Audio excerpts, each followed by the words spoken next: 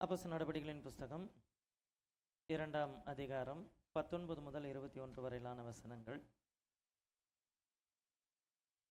அல்லாமலும் உயர வானத்திலே அற்புதங்களையும் தாழ பூமியிலே இரத்தம் அக்கினி புகைக்காடாகிய அதிசயங்களையும் காட்டுவேன். கர்த்தருடைய பெரிதும் பிரகாசமான நாள் வரும் முன்னே சூரியன் இருளாகவும் சந்திரன் இரத்தமாகவும் மாறும். அப்பொழுது கர்த்தருடைய நாமத்தை தொழுது கொள்ளுகிறவன் எவனோ அவன் ரட்சிக்கப்படுவான் என்று தேவன் உரைத்திருக்கிறார். கடைசி காலங்களில் என்ன நடக்குங்கிறத தேவன் உரைத்திருக்கிறார் அப்படிங்கிறதான வார்த்தையோடு கூட அப்போஸ்தலனாகிய பேதுரு என்ன செய்கிறார்னா சொல்கிறார். ஸோ இந்த கடைசி கால சம்பவங்கள் அப்படிங்கிறத பொறுத்த வரைக்கும் ஏற்கனவே இதில் சொல்லப்பட்டிருக்க அநேக காரியங்கள் நடந்திருக்கிறது அப்படின்னு சொல்லிட்டு அதற்குண்டான காரியங்களை நம்ம என்ன செஞ்சோம் பார்த்தோம். அதில் மிக முக்கியமானது எகிப்தினுடைய வாதைகள். அந்த எகிப்தின் வாதைகள் அதில் நம்ம எது வரைக்கும் பார்த்துருக்குறோம்? 7வது வாதையா? மலை அதான் 7 வரைக்கும் தானே பார்த்துருக்குறோம். 7 வரைக்கும் பார்த்துருக்குறோம். கடைசியாக என்ன அப்படின்னா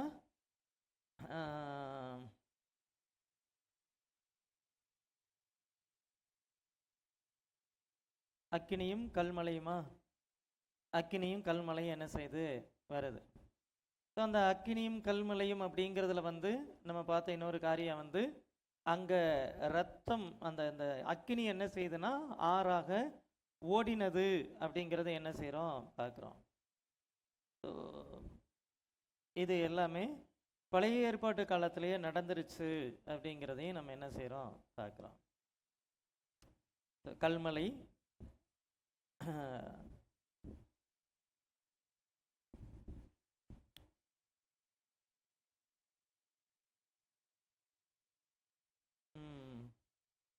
இருபத்தி 4ஆம் வசனம் 9ஆம் அதிகாரம் யாத்திராகமம் 9:24 கல்மலையும் கல்மலையோடே கலந்த அக்கினியும் மிகவும் கொடிதாய் இருந்தது. எகிப்து தேசம் குடியேற்றப்பட்ட நாள் முதற்கொண்டு அப்படி ஒருபோதும் உண்டானது இல்லை.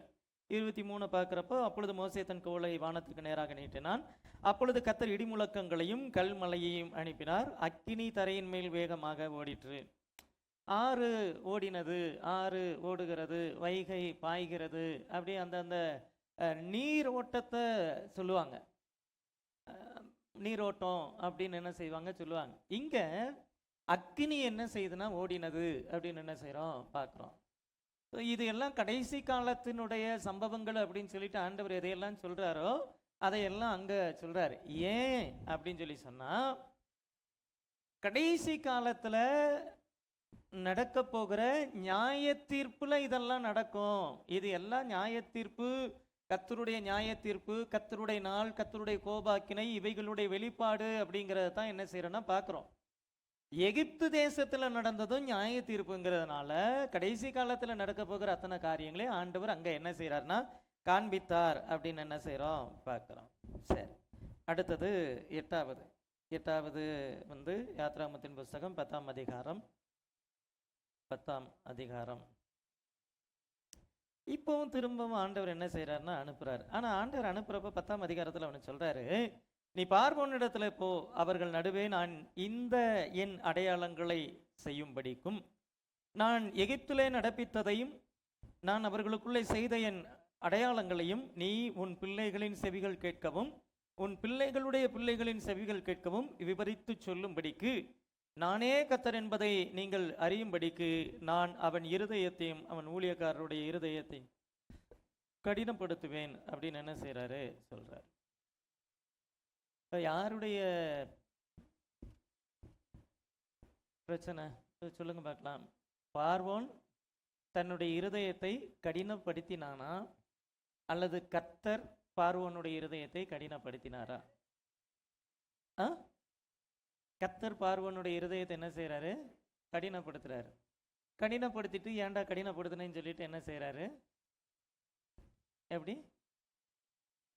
கர்த்தர் பார்வோனுடைய இருதயத்தை கடினப்படுத்துறாரு. கடினப்படுத்திட்டு ஏன்டா என் ஜனங்களை போக விடாம திரும்ப திரும்ப உன் இருதயத்தை கடினப்படுத்துற அப்படின்னு சொல்லிட்டு என்ன செய்யறாரு? அடிக்கிறாரு. சரிதானே? ஏன் அப்படி? நியாய தீர்ப்புன்னா இவங்க பார்க்கணும், சரி அவன் என்ன பண்ணுவான்? சரி, தண்டனை. சரி, வேற ஏதாவது? ஒன்று, ஆரம்பத்திலேயே அவர் கர்த்தர்ன்னு சொல்லி தெரிஞ்ச உடனே விட்டு கொடுத்துறணும், விட்டு கொடுத்துருக்கணும். என் ஸ்ட்ரென்த்தை நான் காமிக்கிறேன்னு சொல்லிட்டு காமிக்கிறப்போ, இன்னும் என் ஸ்ட்ரென்த்தை நான் காமிக்கிறேன்னு சொல்லிட்டு கர்த்தர் என்ன செய்வார்? காமிப்பார். இப்போ ஒரு கட்டத்தில் வந்து அந்த நியாய தீர்ப்பில் வந்து ஆண்டவருடைய கரம் கொஞ்சம் கொஞ்சமாக இறுகி இறுகி இறுகி இறுகி வந்து, இப்போ பார்வோனே நினைச்சாலும் வெளியில் போக முடியாத அளவுக்கு ஆண்டவர் என்ன செய்கிறாருன்னா நிற்கிறார். இதுக்கு மேலேயும் நான் பார்வோனை விட்டு வைக்கிற ஐடியா கர்த்தருக்கு இல்லை. அப்போ ஒரு ஒரு இருதய கடினங்கிறது எதை நோக்கி நடத்துது அப்படின்னு சொல்லி சொன்னால், அது தேவனுடைய நியாய தீர்ப்பு நோக்கி என்ன செய்யுது? நடத்துது. ஒரு அதை இன்னும் சொல்லணும் அப்படின்னா, அதை யார் ரொம்ப நல்லா சொல்லியிருப்பாங்க அப்படின்னா, ரோமரில் பவுல் நல்லா என்ன செய்வார்னா சொல்லியிருப்பார். ஒன்று,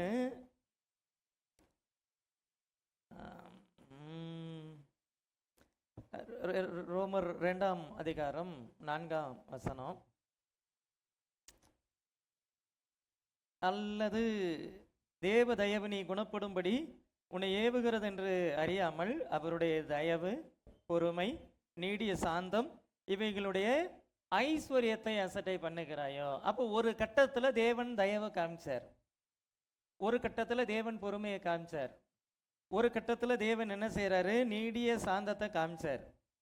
இவைகளுடைய ஐஸ்வர்யத்தை அசட்டை பண்ணினான். பார்வோன் தேவனுடைய தயவை அசட்டை பண்ணினான், தேவனுடைய இரக்கத்தை அசட்டை பண்ணினான், தேவனுடைய பொறுமையை அசட்டை பண்ணினான், அந்த அந்த அந்த தேவனுடைய நீடிய சாந்தத்தை அசட்டை பண்ணுறான். அதுக்கு அடுத்த வசனம் சொல்லுது, உன் மனக்கடினத்திற்கும் குணப்படாத இருதயத்திற்கும் ஏற்றபடி தேவனுடைய நீதியுள்ள நியாய தீர்ப்பு வெளிப்படும் கோபாக்கினை நாளிலே உனக்கான கோபாக்கினையை குவித்து கொள்ளுகிறாயே. அப்போ ஒரு கட்டத்தில் இவன் அசட்டை பண்ணினதனுடைய விளைவு, இப்போ ஆண்டவர் என்ன செய்கிறாருன்னா, இனி நீ ஏன் நினைச்சாலும் இதை விட்டு வெளியில் போக முடியாது. அந்த ஒரு ஒரு கண்ணின்னு சொல்லுவாங்க பார்த்தீங்களா, ஒரு ட்ராப். ஒரு கட்டம் வரைக்கும்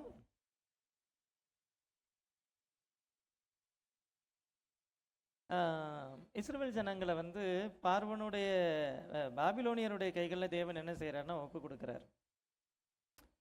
ஒப்பு கொடுத்துட்டு இஸ்ரவேல் ஜனங்களை வந்து இவங்க வந்து என்ன செய்கிறாங்கன்னா ரொம்ப கடினமாக நடத்துகிறாங்க.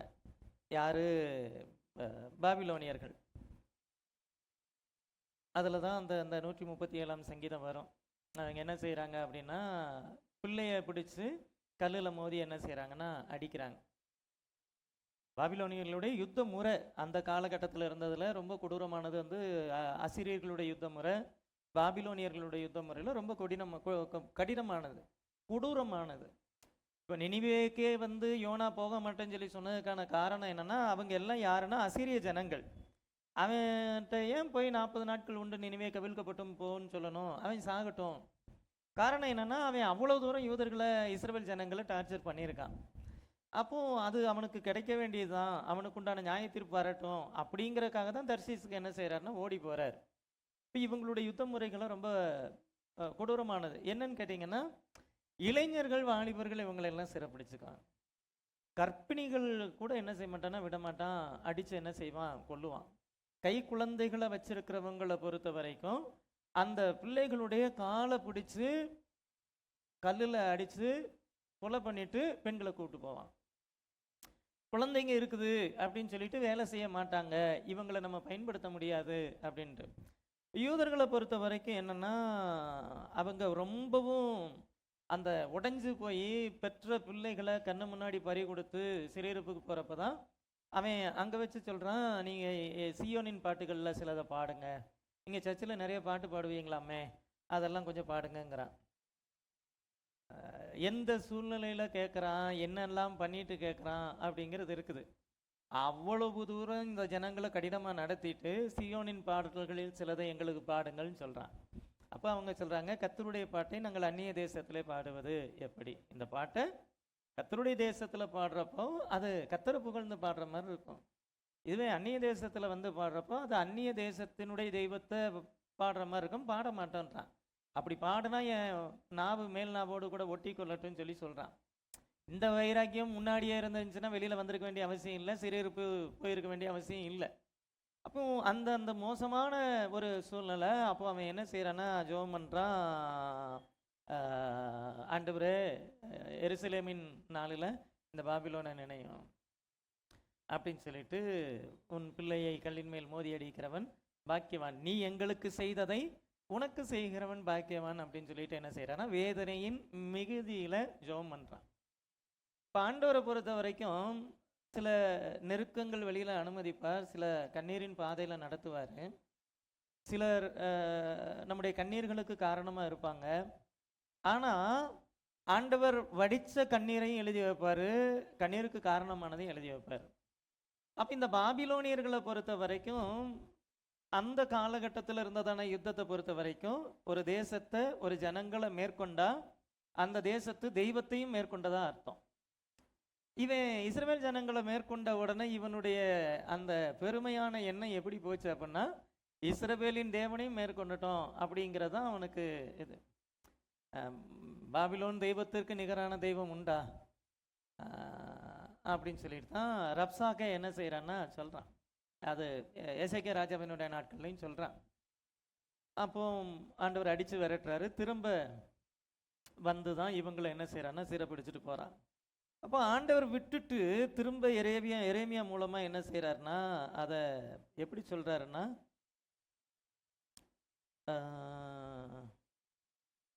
50ஆம் அதிகாரம் 24ஆம் வசனம், பாபிலோனே, எரேமியா 50:20, உனக்கு கண்ணியை என்ன செஞ்சேன் வைத்தேன், நீ அதை அறியாமல் அதிலே சிக்குண்டு போனாய் அப்படின்னு ஆண்டவர் என்ன செய்யறாரு சொல்றார். சொல்லிட்டு என்னன்னு சொல்றாரு, நீ அகப்பட்டும் பிடிபட்டும் போனாய், நீ கர்த்தரோடைய யுத்தம் கலந்தாயே அப்படின்னு சொல்லி சொல்றாரு. ஒரு கட்டத்தில் ஒப்பு கொடுக்கறதையும் ஒப்பு கொடுத்துட்டு கர்த்தர் ஒப்பு கொடுக்குற மாதிரி தெரியும். ஆனா ஆண்டவர் என்ன செய்யறாருன்னா, இஸ்ரவேல் ஜனங்கள் பாவம் செய்த பொழுது 70 வருஷம் பாபிலோனுடைய கைகளில் ஒப்பு கொடுத்தார். ஒப்பு கொடுத்துட்டு அதற்கு பிறகு என்ன செய்யறாருன்னா அது கணக்கு கேட்கிறாரு. அதை எப்படி சொல்லலாம் அப்படின்னா, பாபிலோனும் என்ன வார்த்தை சொல்லலாம், இஸ்ரவேல் ஜனங்களும் தப்பு செஞ்சாங்க, பாபிலோனியர்களும் தப்பு செஞ்சாங்க. இஸ்ரவேல் ஜனங்களும் யோக்கியமானவர்கள் அல்ல, பாபிலோனியர்களும் யோக்கியமானவர்கள் அல்ல. அப்ப இவன் தப்பு செய்யறான்னு இவன்கிட்ட கொடுக்கிறாரு, சரிங்களா? கொடுத்துட்டு இவன் என்ன பண்றாங்கிறதையும் சேர்த்து எழுதுறார். இஸ்ரவேல் ஜனங்களை பாபிலோனுடைய கைகளில் ஒப்பு கொடுத்துட்டு இப்ப பாபிலோனை நியாயம் தீர்க்கிறதுக்கு என்னெல்லாம் செய்யலாங்கிறத கர்த்தர் என்ன செய்யறாருன்னு பாக்குறாரு. அப்படிதான் சொல்றாரு, நீ கர்த்தரோட யுத்தம் கலந்தாயே, யாரை அடிச்ச, யாருடைய ஜனங்களை அடிச்ச, என் பிள்ளைங்களை நீ எப்படி அடிக்கலாம், எப்போ என் பிள்ளைங்களை நீ அடிச்சையோ அப்ப நீ என்னோடு கூட யுத்தம் கலந்த, என் கூட என்ன செஞ்சிருக்க, நீ யுத்தம் செஞ்சிருக்கேன்னு சொல்லிட்டு கர்த்தர் என்ன செய்யறாருன்னா அவர்களை என்ன செஞ்சார்னா நியாயம் தீர்த்தார் அப்படின்னு என்ன செய்யறாருன்னா பார்க்கிறோம். 29ஆம் வசனம், பாபிலோனுக்கு விரோதமாக வரும்படி வில் வீரரை அணையுங்கள், வில் வளைகிறவர்களே நீங்கள் எல்லோரும் அதற்கு விரோதமாக என்ன செய்யுங்க, சுற்றிலும் பாளையம் இறங்குங்கள், ஒருவரையும் தப்ப விடாதிருங்கள், அதன் கிரியைக்கு தக்க பலனை அதற்கு சரி கட்டுங்கள், அது செய்ததின்படியெல்லாம் அதற்கு செய்யுங்கள், அது இஸ்ரவேலின் பரிசுத்தராகிய கர்த்தருக்கு விரோதமாக இடும்பு செய்தது. அப்ப ஆண்டவர் பாருங்க, ஒருத்தரை உங்க கையில ஒப்பு கொடுக்கிறார் அப்படின்னு சொல்லி சொன்னா அவர் ஏதோ ஒப்பு கொடுக்கிறாருன்னு அர்த்தம் இல்லை, ஒப்பு கொடுத்துட்டு அதை வச்சு உன்னை பிடிக்கலான்னு பார்க்குறாரு அப்படின்னு அர்த்தம். இதை தான் ஆண்டவர் என்ன செய்யறாருன்னா எகிப்துலையும் செய்கிறார். எகிப்த ஆண்டவர் நியாயம் தீர்க்கணும். அதுக்கு என்ன செய்கிறான்னா, தம்முடைய ஜனங்களே அங்கே விட்டுட்டு, தம்முடைய ஜனங்களை அவன் கடினமாக நடத்தினது ஒவ்வொரு காரியங்களையும் ஆண்டவர் லிஸ்ட் அவுட் பண்ணி என்ன செய்கிறாருன்னா இப்போ நியாயம் தீர்க்கிறார். ஸோ அப்போ பார்வோனுடைய இருதயத்தை கர்த்தர் என்ன செய்கிறாருன்னா கடினப்படுத்துகிறார். ஏன்? அவன் இப்போ கர்த்தரோடு கூட என்ன செய்கிறான்னா யுத்தம் கலந்துட்டான். அவன் செய்த கிரியைகளுக்கு தக்கபடியெல்லாம் அவனுக்கு இப்போ என்ன செய்யணும்? திருப்பி செய்யணும். அதுக்கு ஒரே ஒரு ஒரு உதாரணம் பார்த்தோம் அப்படின்னா, கர்த்தர் வந்து இப்படி எரிகிற முட்செடியில் தரிசனமானார். இந்த மாதிரி என்னுடைய ஜனங்களினை ஆராதிக்கும்படி அவர்களை போக விடுன்னு சொன்னார். அப்படின்னு சொல்லி சொன்ன உடனே இவர்கள் சும்மா இருப்பதினால் இப்படிப்பட்ட காரியத்தை எல்லாம் யோசிக்கிறாங்கன்னு சொல்லிட்டு, இனி உங்களுக்கு வைக்கோல்கள் கொடுக்கப்படுவதில்லை, நாள்தோறும் அறுக்கிற கல்லுகளின் எண்ணிக்கையின்படி நீ அறுத்து கொடுக்கணும்னு கடினப்படுத்தினா பாருங்க. இந்த பிஹேவியர், இந்த ஆக்டிவிட்டீஸ் என்ன செய்யுதுன்னா ஆண்டவருடைய இருதயத்தை என்ன செய்யுதுன்னா கடினப்படுத்துது. ஆண்டவருடைய இருதயம் கடினப்பட்டு இனி பார்வோனுக்கு நான் இரக்கம் செய்ய மாட்டேன் அப்படிங்கிற அளவுக்கு போனதனுடைய விளைவு பார்வோனுடைய இருதயம் கடினத்திற்கு தேவனே என்ன செய்கிறாரு? ஒப்பு கொடுக்கிறார். அதில் இன்னொரு காரியம், அடுத்த தலைமுறை, வருங்கால தலைமுறை தேவன் யார் என்றும் தேவனுடைய வல்லமை என்னதென்றும் ஆண்டவர் என்ன செய்கிறான்னா காமிச்சு கொடுக்குறார். எகிப்து தேசத்தில் வச்சு நடக்கக்கூடிய ஒவ்வொரு அற்புதங்களும், ஒவ்வொரு அடையாளங்களும், ஒவ்வொரு வல்லமைகளும் கிட்டத்தட்ட 430 வருஷங்கள் இஸ்ரவேல் ஜனங்கள் அந்த மறந்து போன தேவனுடைய வல்லமைகள் எல்லாம் என்ன செய்யுதுன்னா நினைவுக்கு கொண்டு வருது. இஸ்ரவேல் ஜனங்களை பொறுத்த வரைக்கும் அந்த வழியாக அடுத்த தலைமுறைக்கு ஆண்டவருடைய வார்த்தைகளை கடத்துகிறதான காரியங்கள் இருந்துச்சு. விருத்த சேதனம், இது வந்து கர்த்தர் ஆபிரகாமுக்கு இப்படி தரிசனமானார், ஆபிரகாமுக்கு இப்படி பேசினார், அது ஆபிரகாமோடு கூட செய்து கொண்டதான நித்திய உடன்படிக்கை, ஈசாக்குக்கு ஆண்டவர் இப்படி செஞ்சார், யாக்கோபுக்கு ஆண்டவர் இப்படி செஞ்சார். இவங்க யோசேப்பினுடைய எலும்புகளையும் தூக்கிட்டு தான் என்ன செய்கிறாங்க? வெளியில் வரணும். அப்படின்னா இவங்களுக்கு எல்லா இதுவும் அடுத்தடுத்த தலைமுறைக்கு என்ன செய்யுதுன்னா அது கடத்தப்பட்டுச்சு. இப்போ உங்களில் வீடுகளில் வந்து உங்கள் அப்பா அம்மாவுடைய தாத்தா பாட்டி வீட்டில் இருக்கக்கூடிய கதைகள்லாம் சொல்கிறது உண்டா? சொல்கிறது இருக்குதா? இப்படிலாம் பண்ணிட்டாங்க அதனால் அவங்ககிட்ட பேசக்கூடாதுன்னு சொல்கிறாங்களா? அப்படிலாம் இல்லையா? உங்கள் அப்பா இப்படி பண்ணாங்க, உங்கள் அம்மா இப்படி பண்ணாங்க, உங்கள் அம்மாவுடைய அம்மா இப்படி பண்ணிட்டாங்க. அவங்க என்ன செஞ்சாங்க அப்படின்னா தங்களுடைய தேவனை பற்றியதான காரியங்களை சொன்னாங்க. ஆண்டவர் அதை சொன்ன, ஆபிரகாம் தன் பிள்ளைகளுக்கும் பிள்ளைகளின் பிள்ளைகளுக்கும் இதை குறித்து அறிவித்து என்ன செய்வான். ஸோ இது என்ன செஞ்சுன்னா அவங்களுக்கு என்ன செஞ்சுன்னா இருந்துச்சு. இதுலேயே இன்னொரு காரியம், இன்னொரு இது ஏன் கடினப்படுத்தினார் அப்படிங்கிறதுக்கு இன்னொரு ஒரே ஒரு வசனம் மாத்திரம் என்ன செய்வேன்னா பார்ப்போம். என்ன அப்படின்னா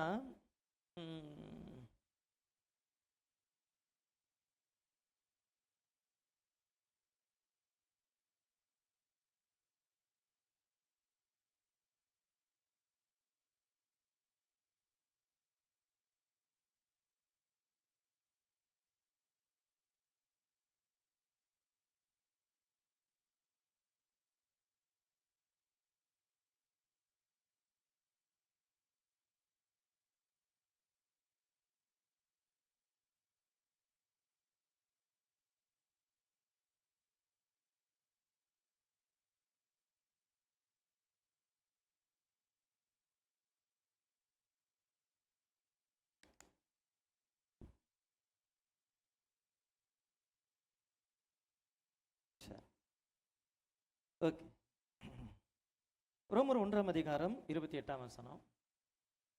ரோமர் 1:28.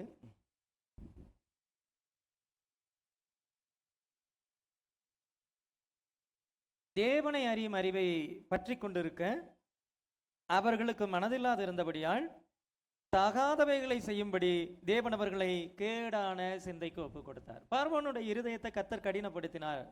பார்வோனுடைய நான் அவன் இருதயத்தையும் அவன் ஊழியக்காரனுடைய இருதயத்தையும் என்ன செய்வேன்? கடினப்படுத்துவேன். பார்வோன் மட்டும் இல்லை, இஸ்ரவேல் ஜனங்களுமே வந்து என்ன செஞ்சாங்கன்னா, அந்த அந்த எகிப்திய ஜனங்களுடைய இருதயமே கடினமாக தான் இருந்துச்சு.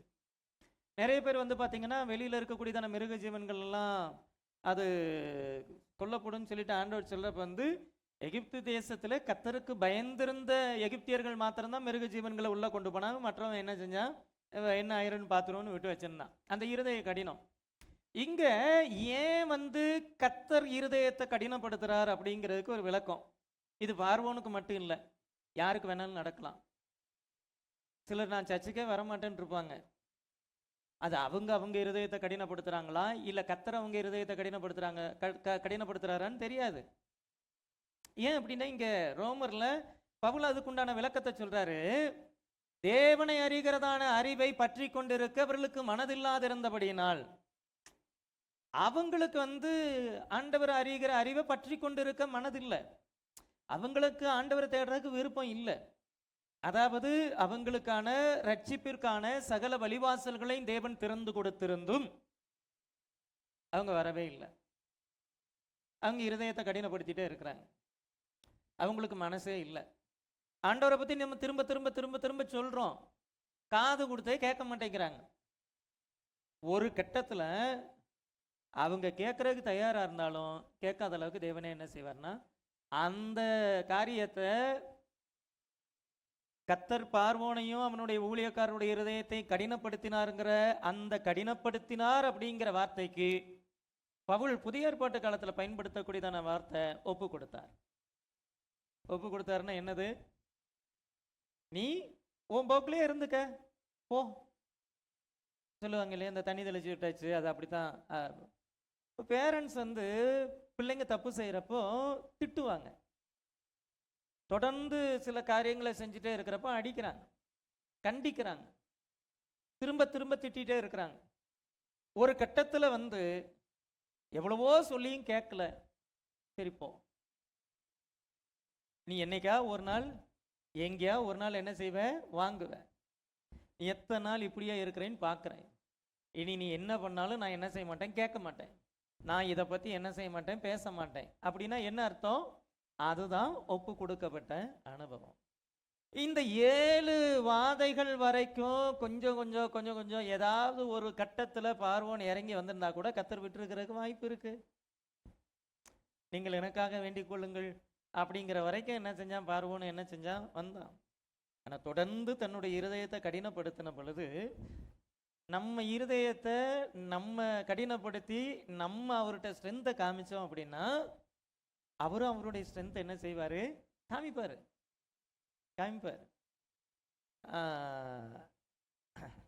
இதுதான் என்ன செய்யுதுன்னா இங்கே பார்வோனுடைய விஷயத்தில் நடக்குது. அதை வச்சு ஆண்டவர் என்ன செய்கிறார்னா, அடுத்த தலைமுறைக்கு பாடத்தை என்ன செய்கிறார்னா சொல்கிறார். இருதய கடினம் அப்படிங்கிறது ஒரு மனுஷனை எங்கே கொண்டு போய் விடும் அப்படிங்கிறத பார்வோனையும் அவனுடைய சேனைகளையும் அவனுடைய ஊழியக்காரரையும் வச்சு இஸ்ரவேல் ஜனங்களுக்கு பார்த்துக்கப்பா அப்படின்னு என்ன செய்கிறார், கர்த்தர் பாடம் நடத்துகிறார். சரி, இங்கே 3ஆம் வசனத்தில் பார்வோனிடத்தில் வந்து, உன்னை தாழ்த்த நீ எதுவரைக்கும் மனதில்லாதிருப்பாய், என் சமூகத்தில் எனக்கு ஆராதனை செய்யும்படி அவர்களை போக விடு, ஜனங்களை போக விட மாட்டேன் என்பாய் ஆகில் நான் என்ன செய்வேன், நான் நாளைக்கு உன் எல்லைகளுக்குள்ளே வெட்டுக்கிளிகளை என்ன செய்வேன், வர பண்ணுவேன். லோக்கஸ்டஸ் தரை காணாதபடிக்கு அவைகள் பூமியின் முகத்தை மூடி கல்மலைக்கு தப்பி மீதியாக வைக்கப்பட்டதை பட்சித்து வெளியிலே துளிர்க்கிறன்னா என்னது, ஏற்கனவே கல்மலை வந்து பட்சித்து போட்டதில் கொஞ்சம் மிச்சம் மீதி என்ன செய்யுது, அங்கங்கே இருக்குது. எகிப்து தேசம் முழுக்க அப்படிங்கிறப்போ பார்வோன் அவனுடைய அரண்மனை அதெல்லாம் சுற்றி அது இதெல்லாம் தாண்டி ஏதோ தேசத்தில் அங்கங்கே கொஞ்சம் கொஞ்சம் கொஞ்சம் கொஞ்சம் ஏதோ தப்பிச்சிருக்கு.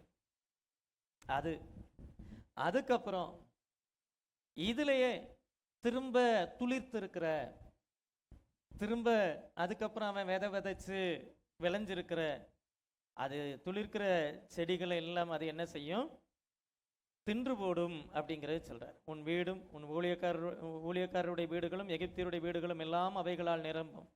உன் பிதாக்களின் பிதாக்களும் தங்கள் பூமியில் தோன்றின நாள் முதல் இந்நாள் வரைக்கும் அப்படிப்பட்டவைகளை கண்டதில்லை என்று எபிரேயரின் தேவனாகிய கர்த்தர் சொல்லுகிறார். திரும்ப திரும்ப திரும்ப திரும்ப ஆண்டவர் இங்க என்ன செய்யறார்னா ஒரு வார்த்தையை பயன்படுத்துறார், எபிரேயர்களுடைய தேவன். இவன் எபிரேயன் தானே அப்படிங்கிறத சொல்லி சொல்லி தான் அவன் அடிச்சான். எகிப்தியனை அவன் ஒடுக்கல, எபிரேயர்களை தான் ஒடுக்கினான்.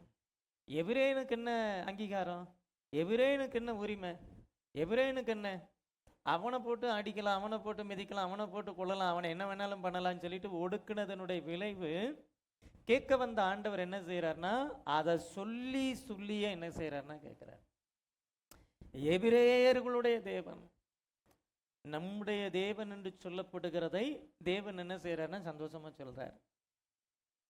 நம்ம சொல்றோமா இயேசுதான் என் தெய்வம் சொல்லிட்டு சொல்றதுக்கு நம்ம வெக்கப்பட்டோம்னா?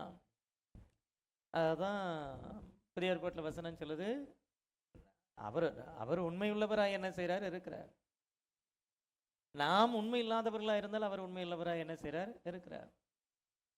நம்ம அவருடைய நாமத்தை அறிக்கையிட்டா அவரும் பிதாவிற்கு முன்பாக நம்முடைய நாமத்தை என்ன செய்வாரு, இவன் என் பிள்ளை, இவன் என்னுடைய பிள்ளை. அது ஆண்டவர் சொல்லணும் அப்படின்னு சொல்லி சொன்னா ஆண்டவரை குறித்து பேசுறதுக்கு, ஆண்டவரை குறித்து சொல்றதுக்கு நம்ம வெக்கப்படக்கூடாது. சில நேரங்களில் பக்கத்தில் இருக்கக்கூடியதான நபர்கள் என்ன நினைப்பாங்களான்னு சொல்லி கர்த்தரை நம்ம ஆராதிக்கிற கூட யோசிக்கிறோம், கையை உயர்த்துறதுக்கு யோசிக்கிறோம், கையை உயர்த்துறதுக்கு வெக்கப்படுறோம். கையை உயர்த்தி ஆராதிக்க நம்ம படிப்பு என்ன, நம்ம தகுதி என்ன, நான் யார், எவ்வளோ பெரிய ஆள், என்னை என்ன நினைப்பாங்க, யார் என்ன நினச்சா என்ன, நான் கர்த்தரை ஆராதிக்கிறேன், என்னை என் தேவன் ஆசீர்வாதமாக வச்சிருக்கிறார், என்னை என் தேவன் ஆசீர்வாதமாக நடத்துகிறார். இன்னைக்கு வரைக்கும் என் குடும்பத்தை என்ன செய்கிறாரு, நான் நல்ல நிலைமையில் இருக்கிறேன்னா காரணம் அவர் தான். என் பலனுள்ள மட்டும் நான் அவர் என்ன செய்வேன், ஆராதிப்பேன். அந்த அளவுக்கு என்ன செய்யணும், ஆராதிக்கணும். இல்லை வைக்கப்படுறதுக்கு ஒன்றுமே இல்லை. அப்போ ஒரு கட்டத்தில் எபிரேயன் எபிரேயன் எபிரேயன் சொல்லிட்டு ஒடுக்குனதுனுடைய விளைவு தேவன் என்ன செய்கிறாருன்னா கேட்குறாரு, சொல்கிறாரு. அப்பொழுது பார்வோனுடைய ஊழியக்காரர் அவனை நோக்கி, பாருங்க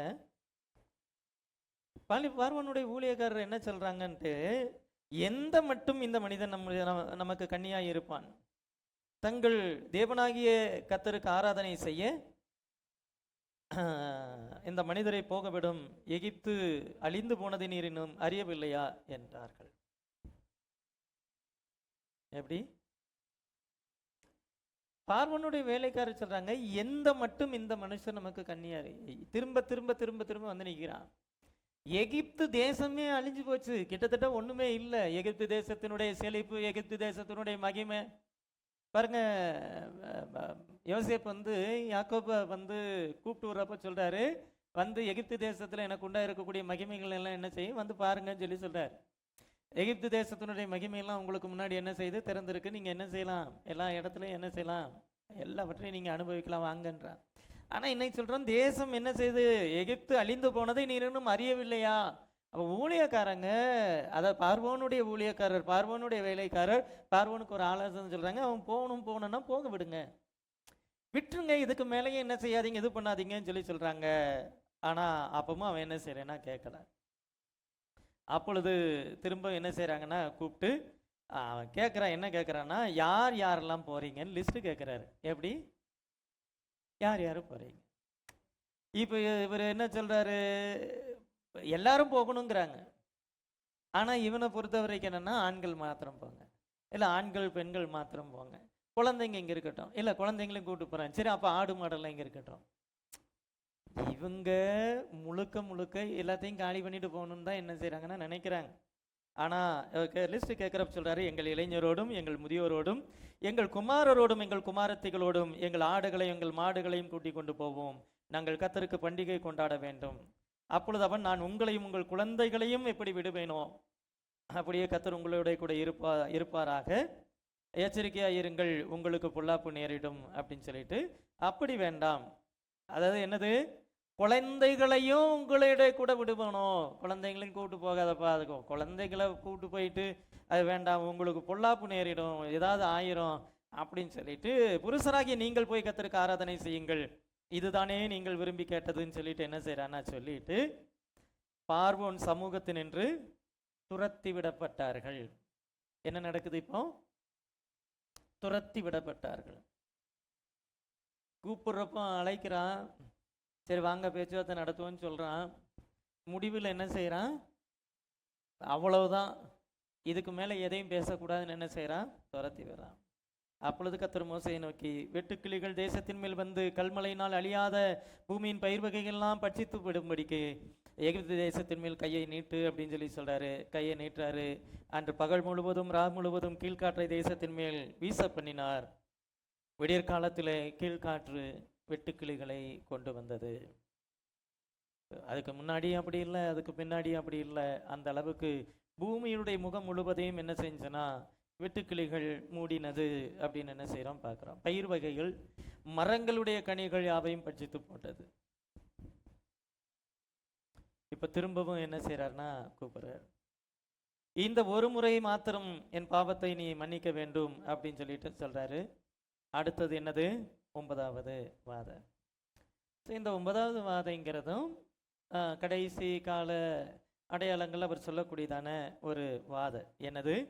ஒரு தேசம் எங்கிலும் ஒரு இருள், ஒரு டார்க்னஸ். அந்த கர்த்தருடைய நாள் வர்றதுக்கு முன்னாடி சூரியன் என்ன செய்யும்? இருளாகவும் அந்தகாரமாகவும், சந்திரன் ஒளி கூடாமலும் என்ன செய்யும்? இருக்கும். ஸோ ஆண்டவர் என்ன செய்கிறாரு?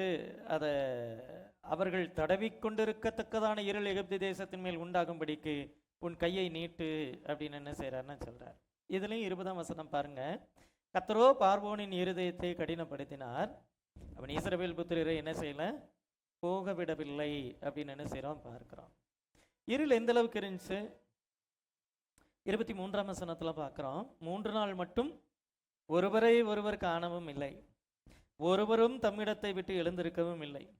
இஸ்ரவேல் புத்திரர் யாவருக்குமோவெனில் அவர்கள் வாசஸ்தலங்கள் எங்கிலும் வெளிச்சம் என்ன செஞ்சு இருந்தது அப்படின்னு என்ன செய்கிறோம் பார்க்குறோம். ஸோ 9வது வாதம், 3 நாள் எதுவுமே தெரியல, இருக்கிற இடத்தை விட்டு எந்திரிக்க முடியலை. அது எந்த அளவுக்கு இருந்துச்சு அப்படின்னு சொல்லி சொன்னால், அந்த இருளுக்கு பேர் என்னது?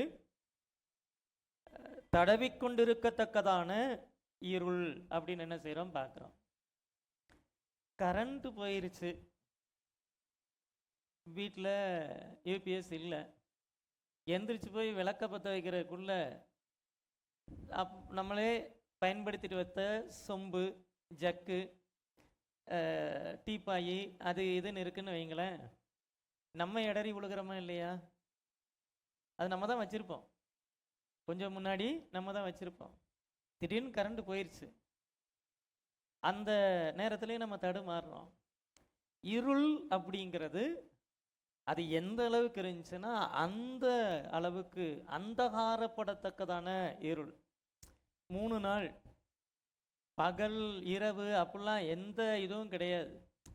இதெல்லாம் மாறிடும்னு நினைக்கிறாங்க, எல்லாம் சரியாயிரும் நினைக்கிறாங்க. ஆனால் என்ன செய்யலைன்னா சரி ஆகலை. இருதய கடினம் தடவிக்கொண்டிருக்கத்தக்கதான இருளுக்கு நேராக நடத்தும். சரிங்களா? கர்த்தர் நமக்கு மனம் திரும்புறதுக்கு ஒரு வாய்ப்பை கொடுக்குறாரு. ஆண்டவர் திரும்ப திரும்ப ஒரு வாய்ப்பு கொடுக்குறாரு. நம்ம இருதயத்தை கடினப்படுத்திட்டே இருக்கிறோம் அப்படின்னா ஒரு நாள் என்ன நடக்கும்? முழுமையாக எல்லாமே என்ன செய்யும்? அந்தகாரப்படும்.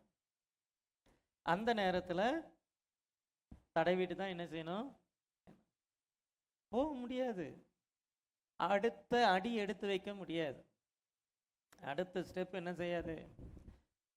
அப்போ அதுக்கு பிறகு என்ன செய்கிறான்னா பார்வோன் திரும்ப என்ன செய்கிறான்னா மோசையை அழைப்பிக்கிறார். இதில் என்னென்னா எப்படி தடவிட்டே போய் மோசையை போய் பார்த்தான்னு தெரில.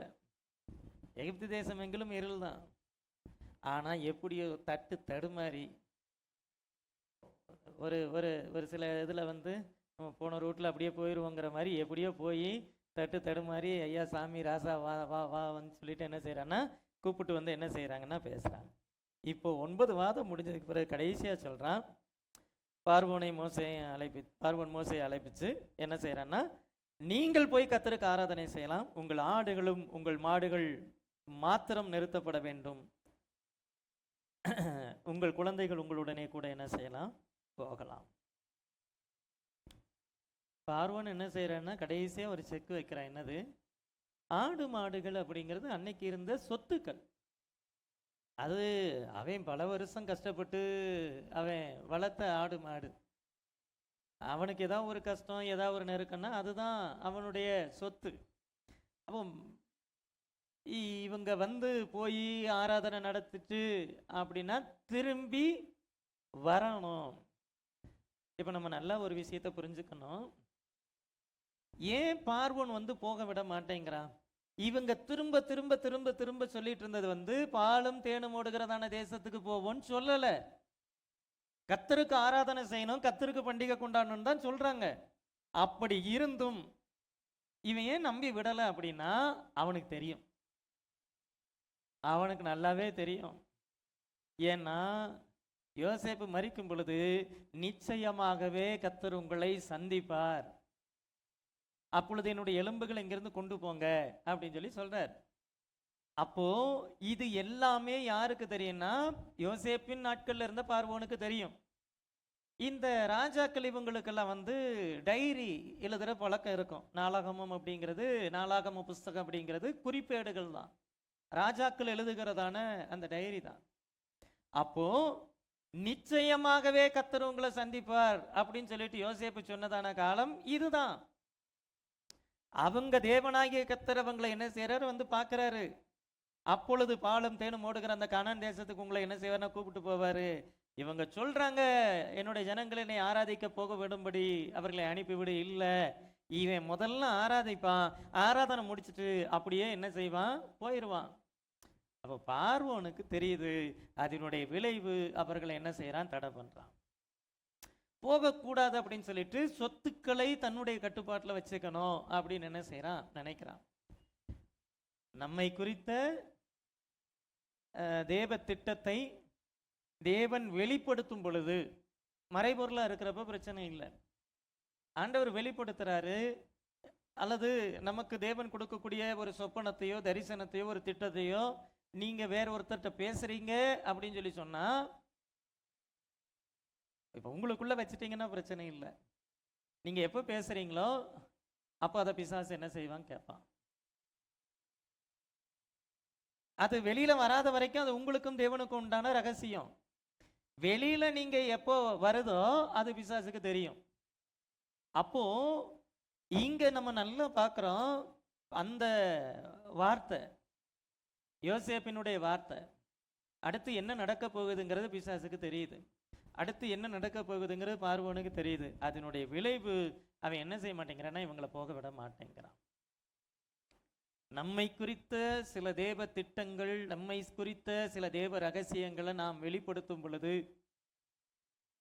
அந்த ஆசீர்வாதங்களை சுதந்திரிக்க கூடாதபடிக்கு, அந்த தரிசனங்களை நிறைவேற்றக்கூடாதபடிக்கு, அந்த தரிசனங்களுடைய பாதைகளை தொடராதபடிக்கு பார்வோனுடைய ஆவி என்ன செய்யணும், எழும்பும். பார்வோனுடைய ஆவி என்ன செய்யும், போராடும். பார்வோனுடைய ஆவி என்ன செய்யணும், தடை செய்யும். பார்வோனுடைய ஆவி என்ன செய்யணும், இருதய கடினத்தோடு கூட என்ன செய்யணும், போராடும்.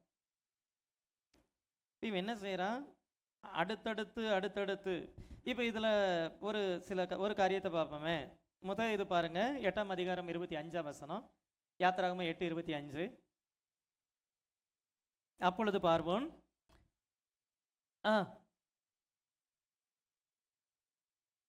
இந்த தேசத்தில் தானே கர்த்தருக்கு என்ன செய்யுங்க, பலியிடுங்க. முதல் காரியம், முதல் ஸ்டெப்பு சொல்றேன், இந்த தேசத்தில் தானே கர்த்தருக்கு பலியிடுங்கள். ரெண்டாவது காரியம் 8ஆம் அதிகாரம் 28ஆம் வசனத்துல அதிக தூரமாய் போக வேண்டாம், கொஞ்சம் தள்ளி என்ன செய்யணும், பலியிடுன்னு சொல்றான். மூன்றாவது காரியம், ஆண்கள் மட்டும் போகலாம். 10ஆம் அதிகாரம் 11ஆம் வசனம், 10ஆம் அதிகாரம் 11ஆம் வசனத்துல புருஷர்கள் மாத்திரம் போகலாம் அப்படின்னு என்ன செய்யறாரு, சொல்றார். நான்காவது காரியம் 10ஆம் அதிகாரம் 24ஆம் வசனத்துல சொல்றாரு, உங்கள் ஆடு மாடுகளும் உங்கள் ஆடுகளும் மாடுகளும் மாத்திரம் என்ன செய்யணும், நிறுத்தப்பட வேண்டும்.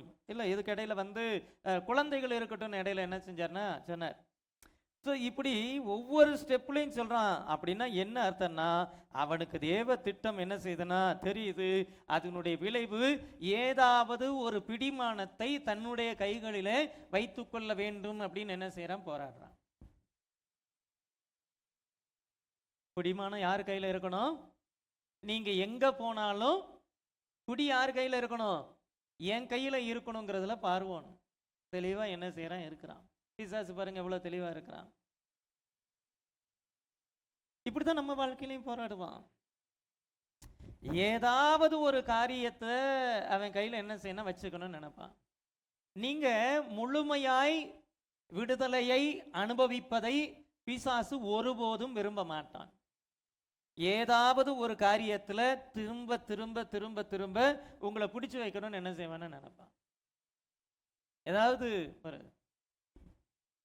என்ன செய்யறான்னா செய்யறான். மோசேனுடைய பதில் ரொம்ப தெளிவா இருந்துச்சு. அப்பொழுது பார்வோன் மோசையை நோக்கி அழைப்பித்து, நீங்கள் போய் கர்த்தருக்கு ஆராதனை செய்யுங்கள், உங்கள் ஆடு மாடுகள் என்ன செய்யணும், நிறுத்தப்படணும், உங்கள் குழந்தைகள் உங்களுடனே போகலாம் சொல்லி சொன்ன உடனே அவர் சொல்றாரு, நாங்கள் எங்கள் தேவனாகிய கர்த்தருக்கு படைக்கும் பலிகளையும் சர்வாங்க தகன பலிகளையும் நீர் எங்கள் கைகளிலே கொடுக்க வேண்டும், எங்கள் மிருக ஜீவன்களும் எங்களுடைய கூட வர வேண்டும், ஒரு குழம்பும் பின்வைக்கப்படுவதில்லை. குழம்புன்னா என்னது? ஆடு மாடுகளுடைய அந்த கால் தானே, அந்த அதனுடைய என்னது, ஒரு குழம்பு, ஒரு ஒரு ஒரு கால், அதை கூட நாங்கள் என்ன செய்ய முடியாது, ஒரு குழம்பும் என்ன செய்வதுனா பின்வைக்கப்படுவதில்லை. எங்கள் தேவனாகிய கர்த்தருக்கு ஆராதனை செய்கிறதற்கு அவைகளிலிருந்து இன்னதை கொண்டு கர்த்தருக்கு ஆராதனை செய்வோம் என்பது நாங்கள் அங்கே போய் சேரும் அளவும் எங்களுக்கு என்ன செய்யாது, தெரியாது. அங்கே போகிற வரைக்கும் நான் என்னன்னு தெரியாது. எதை வேணாலும் கர்த்தர் கேட்கலாம், எதை கேட்டாலும் நான் என்ன செய்யணும், கொடுக்கணும் அப்படின்னு என்ன செய்யறாருன்னு சொல்றார். கர்த்தர் பார்வோனுடைய இருதயத்தை கடினப்படுத்தினார், அவன் அவர்களை போக விட மனதில்லாது இருந்தான். இப்போ இந்த வசனம் ரோமர்ல படித்த வசனத்தோடு கூட மேட்ச் ஆகுதா?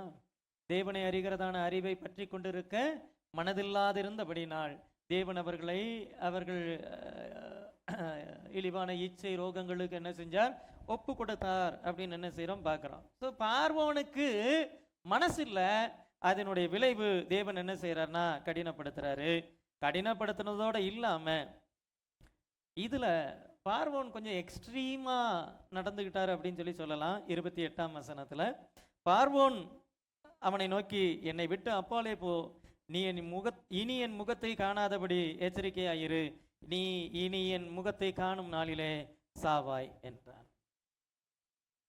எப்படி ஒவ்வொரு தடவையும் மோசையா போய் நின்னாரு? யார் போய் நின்னது? ஆள் அனுப்பி கூப்பிட்டு வர சொன்னது யாரு? பார்வோன் தான் ஆளை அனுப்பி கூப்பிட்டுவான்னு சொல்றாரு.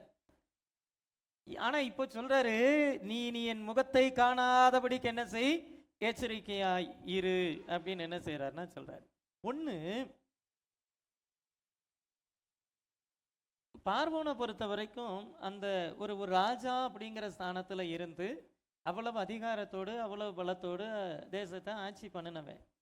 இப்போ அவனுடைய ஈகோ என்ன அப்படின்னு சொன்னா, அவன் எடுத்த அத்தனை முயற்சிகளும் தோற்று போச்சு. ஒன்று, பார்வோனுடைய மந்திரவாதிகள் தோற்று போகிறாங்க. மோசே சில அற்புதங்களை செய்கிறப்போ பார்வோனுடைய மந்திரவாதிகளையும் கொண்டு வந்து நிறுத்தி, நீ செய்கிற மாதிரி நாங்களும் செய்வோங்கிறாங்க. ஒரு கட்டத்தில் மந்திரவாதிகள் பின்வாங்கி போகிறாங்க. அப்போ அது கட்டத்தில் பார்த்தீங்க அப்படின்னா பார்வோன் என்ன செய்கிறான்னா சில சமரச முயற்சிகளை எடுக்கிறார். ஏதாவது ஒரு வகையில் அப்புறம் என்ன செய்வோம்னா கொஞ்சம் பேசி சமாதானப்படுத்தி தேசத்துக்குள்ளேயே பலியிட செய்வோம், இல்லைன்னா இவங்களை மட்டும் போய் பலியிட்டு வர சொல்லுவோம். ஆனால் விடுவிக்க முடியாது அப்படிங்கிறதுக்கு சமரச முயற்சிகள்லாம் என்ன செய்யணும்னா எடுக்கிறோம்.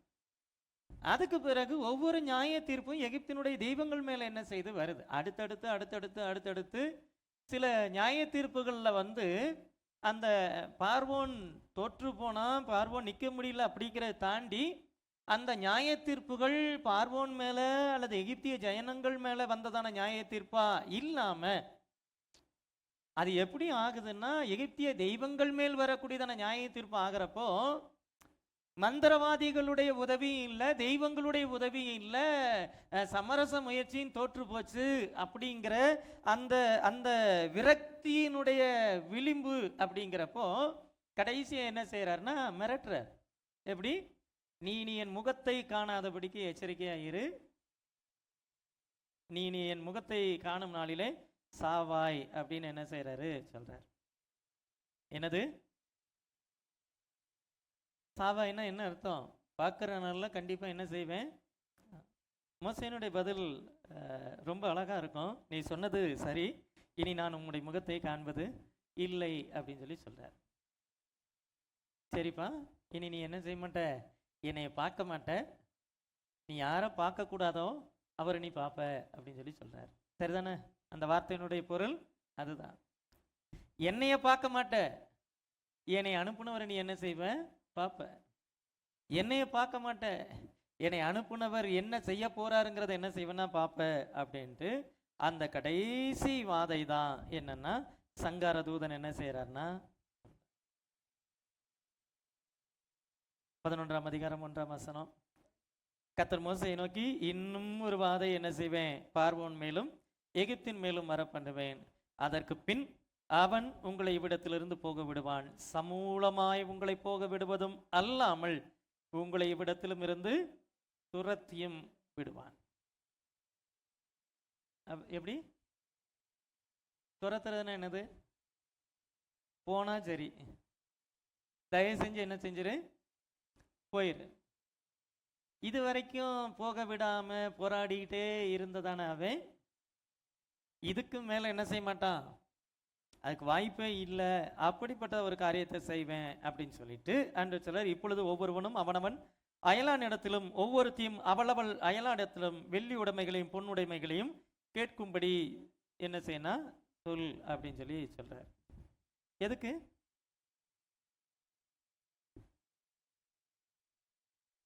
எதுக்கு?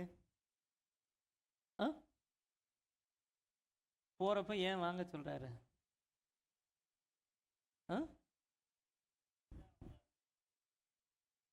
பல ஆண்டு உழைப்பு, பல ஆண்டு பிரயாசம், அதுக்குண்டான எந்த நீதியான பலனும் என்ன செய்யலைன்னா அவங்களுக்கு வரல. நியாயமாய் அவர்களுக்கு கிடைக்க வேண்டியதான கூலி, நியாயமாய் அவர்களுக்கு கொடுக்க வேண்டியதான பலன்கள் எதுவுமே என்ன செய்யலைன்னா. ஆண்டவர் பாருங்க, ஒரு பக்கம் நியாய தீர்ப்பு அப்படி இப்படின்னு எல்லா காரியங்களையும் செஞ்சாலும் இவங்க விடுதலைக்கே அவ்வளவு தூரம் போராடிட்டு இருக்கக்கூடிய அந்த காலகட்டத்தில் இவன் எல்லாருடைய இருதயத்திலையும் பார்வோன் போக விடுவானா விடமாட்டானா அப்படிங்கிற சஞ்சலம் தவிப்பு இருந்த அதே நாளில் இவங்களுடைய ஆசீர்வாதத்தை குறித்து தேவன் யோசிக்கிறார். இதை இன்னொரு ஆங்கிளில் பாருங்க, இவங்களுடைய ஆடு மாடுகள் இவங்களுடைய சொத்துக்கள் உடைமைகள் எல்லாம் இங்க பிடுங்கி வச்சுட்டா இவன் எங்க போனாலும் இங்க வந்துதான் ஆகணும்னு சொல்லிட்டு சாத்தான் அந்த பார்வோன் தன்னுடைய இருதயத்தை கடினப்படுத்திட்டு இருக்கிறப்போ ஆடு மாடுகள் என்கிறதான சொத்துக்கள் மாத்திரம் போதாது, என்னுடைய ஜனங்கள் வெள்ளியாலும் பொன்னாலும் ஆசீர்வதிக்கப்படணும்னு சொல்லி இவங்களுக்கான ஆசீர்வாதத்தை இவன் கண் காணாத, இவன் காதுகள் கேட்காத, இவன் இருதயம் உணர்ந்திராத ஒரு ஆசீர்வாதத்தை இவனுக்காக தேவன் யோசிக்கிறார். ஆமென். நமக்கான ஆசீர்வாதத்தை நம்ம யோசிக்கிறோமா அல்லது நமக்கான ஆசீர்வாதத்தை தேவன் யோசிக்கிறாரா? நமக்கான ஆசீர்வாதத்தை யார் யோசிக்கிறா? நமக்கான எதிர்காலத்தை யார் யோசிக்கிறா? ஸோ நமக்கான நன்மைகளை யார் யோசிக்கிறான்னா கர்த்தர் யோசிக்கிறார். ஸோ நம்ம நல்ல முறையில் ஆண்டவரோடு கூட இருக்கக்கூடியதான அந்த ஆவிக்குரிய காரியங்களை நம்ம சரியாக இருந்தால் போதும், நமக்கான நன்மைகளை தேவனே திட்டம் பண்ணுவார். சரி, இதை ஆண்டவர் இங்கே இல்லை, முன்னாடியே என்ன செஞ்சார்னா சொல்லிட்டார். எங்க 3ஆம் அதிகாரம் யாத்ராகமத்தின் புஸ்தகம், யாத்ராகமம் 3ஆம் அதிகாரம் 22ஆம் வசனம் பாருங்க.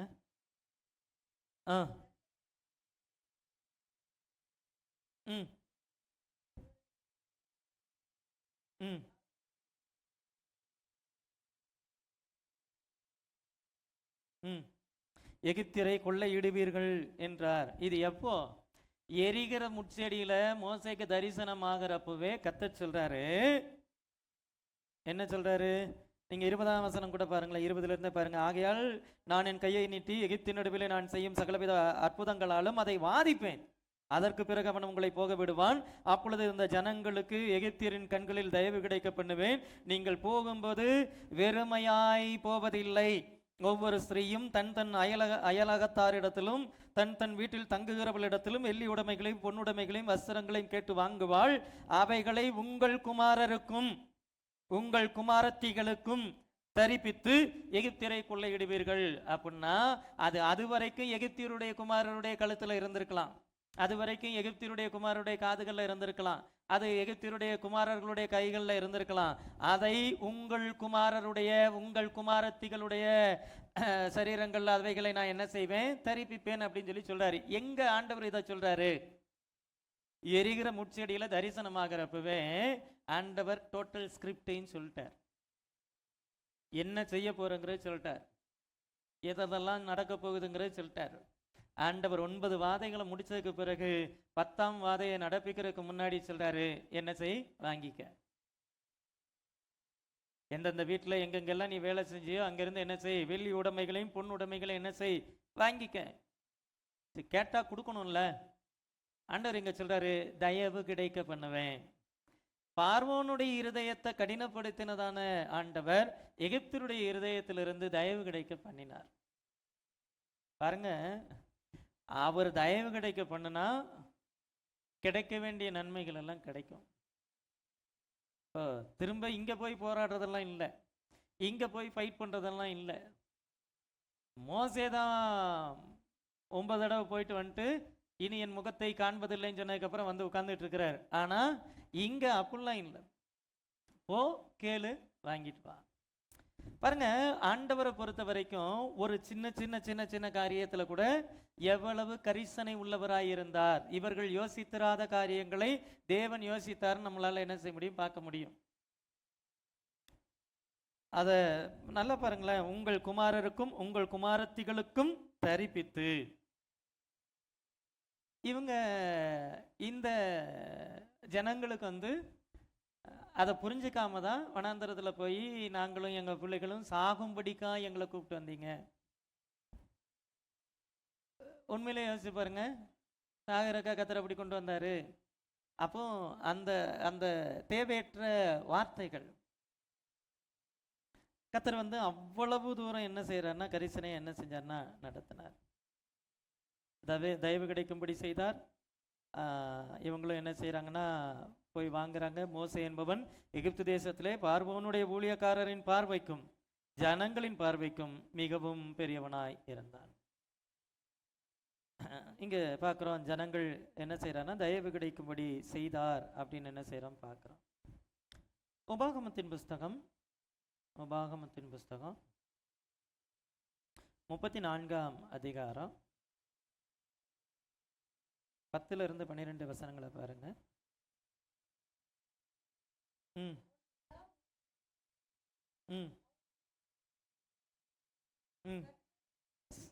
செய்வித்த சகல அடையாளங்களையும் அற்புதங்களையும் அவன் இஸ்ரவேலர் எல்லாருக்கும் பிரத்யட்சமாய் செய்த சகல வல்லமையான கிரியைகளையும் மகா பயங்கரமான செய்கைகளையும் பார்த்தால் கத்தரை முகமுகமாய் அறிந்த மோசே போல ஒரு தீர்க்கதரிசியும் இஸ்ரவேலில் அப்புறம் எழும்பின இல்லை என்று விளங்கும். அவ்வளவு காரியங்கள் என்ன செய்யறாருன்னா சொல்றார். இப்போ அடுத்த 10ஆம் வாதம் என்ன அப்படின்னா,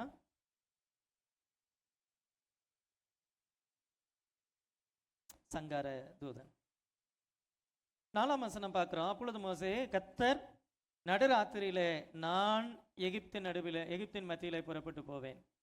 அப்பொழுது சிங்காசனத்தில் வீற்றிருக்கும் பார்வோனுடைய தலைப்பிள்ளை முதல் எந்திரம் அறைக்கும் அடிமை பெண்ணுடைய தலைப்பிள்ளை வரைக்கும் எகிப்து தேசத்தில் உள்ள முதற் பேர் அனைத்தையும் மிருக ஜீவன்கள் தலையீட்டு அனைத்தும் சாகும் என்று உரைக்கிறார் என்று சொன்னதும் அன்றி, அதனாலே எகிப்து தேசம் எங்கும் முன்னும் பின்னும் ஒரு காலம் உண்டாகாத பெரிய கூக்குரல் என்ன செய்யணும் கேட்கும் அப்படின்னு சொல்லி சொல்றார்.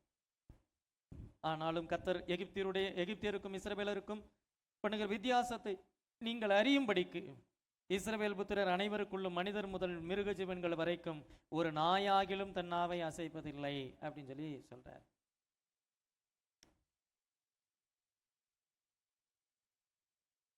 இது எதுக்கு? ஒரு பார்வோனுடைய தலைச்சன் பிள்ளைன்னா என்ன? மூத்த பிள்ளை. எகிப்து தேசத்தினுடைய அடிமை பெண் வரைக்கும் இருக்கக்கூடிய எல்லாருடைய குடும்பத்திலையும் ஃபர்ஸ்ட் பார்ன், பிறந்த குழந்தை. மிருக ஜீவன்களில் ஃபர்ஸ்ட் பார்ன். இது எல்லாத்தையும் என்ன செய்கிறாருன்னா அழிச்சு போடுவேன்னு சொல்கிறார். கடைசி ஒரு நியாய தீர்ப்பு. இது எதுக்கு?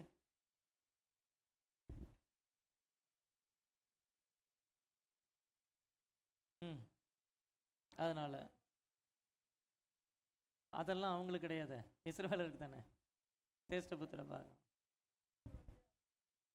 சிங்காசனம், பலி கொடுப்பாங்க.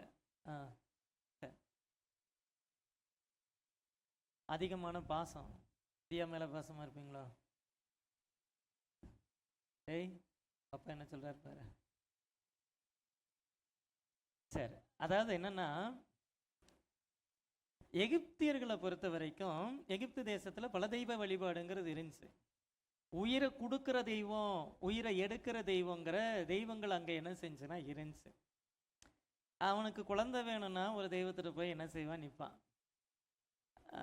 இறந்துருச்சு அப்படின்னா இன்னொரு தெய்வத்திட்ட போய் என்ன செய்வான்? நிற்பான், பலியிடுவான். இது எல்லாத்தையும் என்ன செய்வான்னா செய்வான். ஆனால் கர்த்தர் ஒரு காரியத்தை காமிக்கணும் அப்படின்னு சொல்லிட்டு நினைச்சாரு. எல்லா ஜீவன்கள் மேலையும் அதிகாரமுடையவர் நானே கர்த்தர் அப்படிங்கிறத எகிப்து தேசத்துல காமிக்கணும் அப்படின்னு நினைச்சார்.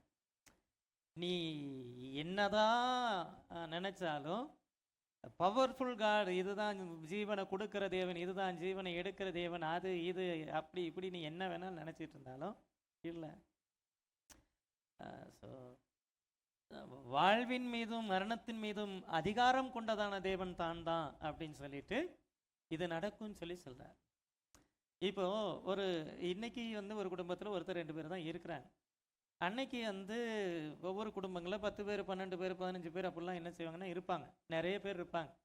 ஒரு சில குடும்பத்தில் யார் ஃபர்ஸ்ட் பிள்ளைன்னா என்ன செய்யாது தெரியாது. அதாவது 10-12 பேர் இருக்கிறப்போ என்ன செய்யாதுன்னா, இப்போ திரும்ப திரும்ப கேட்குறப்ப என்ன செய்யணும், குழப்பமாக தான் இருக்கும். இன்னைக்கு காலையில் ஒரு தம்பி சர்ச்சுக்கு வந்திருந்தாப்புல, புதுசாக வந்திருந்தாப்புல. நான் அந்த தம்பி கடைசி பையன் அப்படின்னு சொல்லிட்டு அவங்க வீட்டில் கடைசி பையன் நினச்சிட்டு இருந்தேன். ஆனால் இல்லை, அவன் 2வது பையன். இன்னொருத்தன் ஃபஸ்ட்டு பையன் நினச்சிட்டு இருந்தேன், அவன் தான் கடைசி பையன். 3 பேர் தான். அதுவே எனக்கு குழப்பம். அப்போ என்னென்னா சில விஷயங்கள் நமக்கு என்ன செஞ்சிடாதுன்னா, ஆனால் ஆண்டவர் சொல்கிறாரு தலைச்சன் பிள்ளை. அது கரெக்டாக ஒவ்வொரு வீட்லேயும் பார்வோனுடைய வீடு முதற்கொண்டு அடிமை பெண் வீடு வரைக்கும் தலைச்சன் பிள்ளை போகுது. ஒரு ஆடு மாடு மிருக ஜீவன்கள் வரைக்கும் இதுதான் குட்டி, இதுதான் பிறந்தது அப்படிங்கிற வரைக்கும் கரெக்டாக சாகுது. அப்படின்னா அதுக்கு கர்த்தருக்கு என்ன செய்யும்? ஏன் அவர் நட்சத்திரங்களை பேர் சொல்லி அழைக்கிறதான தேவன். நீ என்ன செய்யற? அவர் கூட போய் என்ன செய்யற? அது எல்லாத்தையும் ஆண்டவர் என்ன செய்யறான்னா தம்முடைய அதிகாரத்தை என்ன செய்யறான்னா காமிக்கிறாரு. அதே மாதிரி மோசேட்ட பார்வன் ஒரு காரியத்தை சொல்றான், நீ என் முகத்தை நீ காண்பதில்லை, நீ சாவாய், காணும் நாளிலே நீ சாகவே சாவாய் அப்படின்ன உடனே சரிப்பா இதுக்கு மேல நீ போக வேண்டாம், நான் போறேன்னு சொல்ற. கர்த்தர் என்ன செய்யறாரு? இப்போ கர்த்தர் என்ன செய்யறாரு? போறார். இது போறதுக்கு முன்னாடி இந்த வித்தியாசத்தை காண்பிக்கிறதுக்காக தான் ஆண்டவர் என்ன செய்யறாருன்னா அந்த பஸ்கா அப்படிங்கிறத இஸ்ரவேல் ஜனங்களுக்கு என்ன செய்யறாருன்னா சொல்றார்.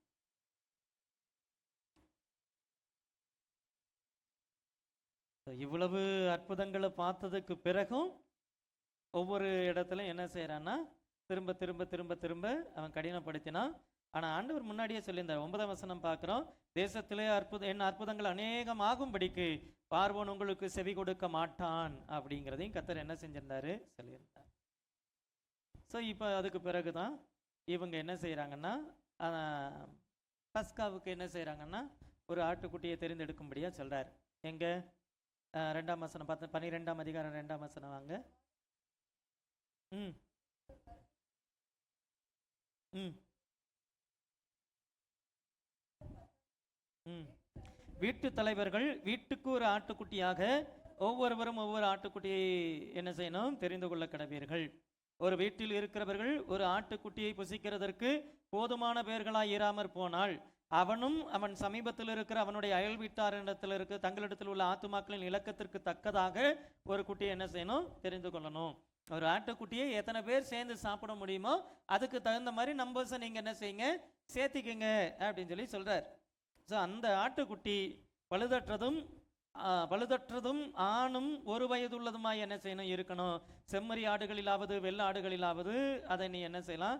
தெரிந்து கொள்ளலாம் அப்படின்னு என்ன செய்கிறாரு சொல்கிறார். பழுதற்ற ஆட்டுக்குட்டி. ஸோ ஆண்டவருக்கு கொடுக்கணும், வழி செலுத்தணும் அப்படின்னா என்ன செய்யணும்? பழுதற்றதான் என்ன செய்யணும்? ஸோ இஸ்ரவேல் ஜனங்களுக்கு ஆண்டவர் அங்கே தான் என்ன செய்கிறேன்னா பழக்க வைக்கிறார். ஆபிரகாம், ஈசாக்கு, யாக்கோபு இவங்கெல்லாம் பலி செலுத்தினாங்க. அது இதெல்லாம் தாண்டி இப்போ திரும்ப இது பண்ணுறப்போ பிரத்யட்சமாய் தேவனே பலியை பற்றி என்ன செய்கிறாருன்னா பேசுகிறாரு. அது என்ன செய்யணும், எப்படி இருக்கணும் அப்படின்னு என்ன செய்கிறாருன்னா சொல்கிறார். அது பூரணமானதா பரிபூர்ணமானதா அது பழுதற்றதா இருக்கணும் அப்படின்னு என்ன செய்கிறாருன்னா சொல்கிறாரு. அது 14 அது எப்போ தெரிஞ்சுக்கணும்? 10ஆம் நாளில் என்ன செய்யணும்? தெரிஞ்சுக்கணும். அதுக்கு பிறகு அதை வச்சு 14ஆம் தேதி வரைக்கும் வைத்திருந்து இஸ்ரவேல் சபையின் ஒவ்வொரு கூட்டத்தாரும் சாயங்காலத்திலே அதை அடித்து எப்போ? 14ஆம் தேதி அது பழுதற்றது அப்படின்னு சொல்லிட்டு வைக்கப்படுறதுக்கு தான் என்ன செஞ்சுன்னா அது 4 நாள் என்ன செஞ்சுன்னா வைக்கப்பட்டது அப்படின்னு என்ன செய்கிறோம் பார்க்குறோம். எப்படி அது பழுதற்றது? அது அது ஏதாவது பிரச்சனை இருக்கா? ஏதாவது நெசல் கொண்டது, ஊனமானது, சரி இது ஆண்டவர் கொடுத்துருவோம் அப்படின்ட்டு இல்லாமல் இப்போ ஒரு வீட்டில் ஒரு பிள்ளைக்கு படிப்பே வரல, சரி ஊழித்து போட்டோம், நல்லா படிக்கிறான், இவன் ஏதாவது படித்து வேலைக்கு போட்டோம். நல்லா படிக்கிற பிள்ளை என்ன செய்யணும்? ஊழித்து கொடுக்கணும். படிக்காத பிள்ளை என்ன வேணாலும் என்ன செய்யட்டும், படிப்பு வரலைன்னா ஊழியம் செய்யக்கூடாது அப்படி சொல்லலை. அந்த காரணத்துக்காக என்ன செய்யக்கூடாதுன்னா கொடுக்கக்கூடாது. கர்த்தருக்கு கொடுக்கறது பெஸ்ட்டாக என்ன செய்யணும்? பழுதற்றது அது 4 நாள் வரைக்கும் என்ன செய்யணும் வச்சு அதை என்ன செய்யணும் பார்க்கணும். பார்த்துட்டு தான் என்ன செய்யணும்னா அதை என்ன செய்யணும் வழி செலுத்தணும் அப்படின்னு என்ன செய்கிறோம் பார்க்குறோம். சரி, ஒரு வசனத்தை வாசிப்போம். எபிரேயருக்கு நிருபம் 4ஆம் அதிகாரம் 15ஆம் வசனம். எபிரேயர் 4:15.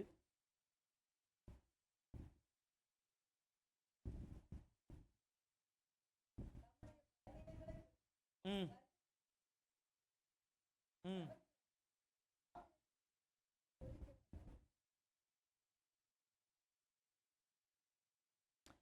நம்முடைய பலவீனங்களை குறித்து பரிதபிக்க கூடாத பிரதான ஆசாரியர் நமக்கு இராமல் எல்லா விதத்திலும் நம்மை போல சோதிக்கப்பட்டும்.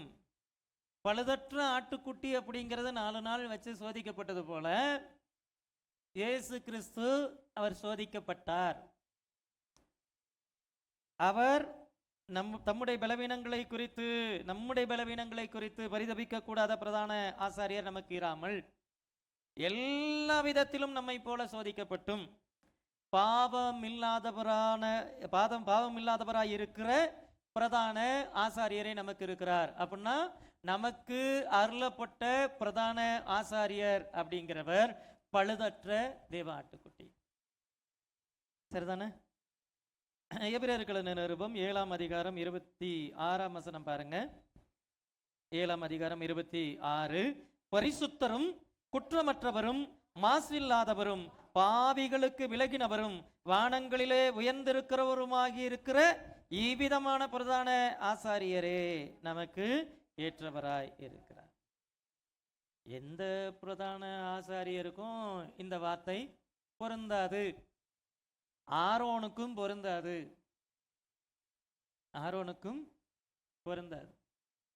எல்லா பிரதான ஆசாரியர்கள்ட்டையும் ஏதாவது ஒரு சில காரியங்களில் குறைகள் இருக்கும். அதனால தான் அவங்க பலி செலுத்துகிறப்போ முன்பு தங்களுடைய பாவங்களுக்காக பிராயச்சித்த பலி செலுத்திட்டு அதற்கு பிறகு தேசத்தினுடைய ஜனங்களுடைய பாவங்களுக்காக பிராயச்சித்த பலி செலுத்துவாங்க. அப்ப எத்தனை பலி?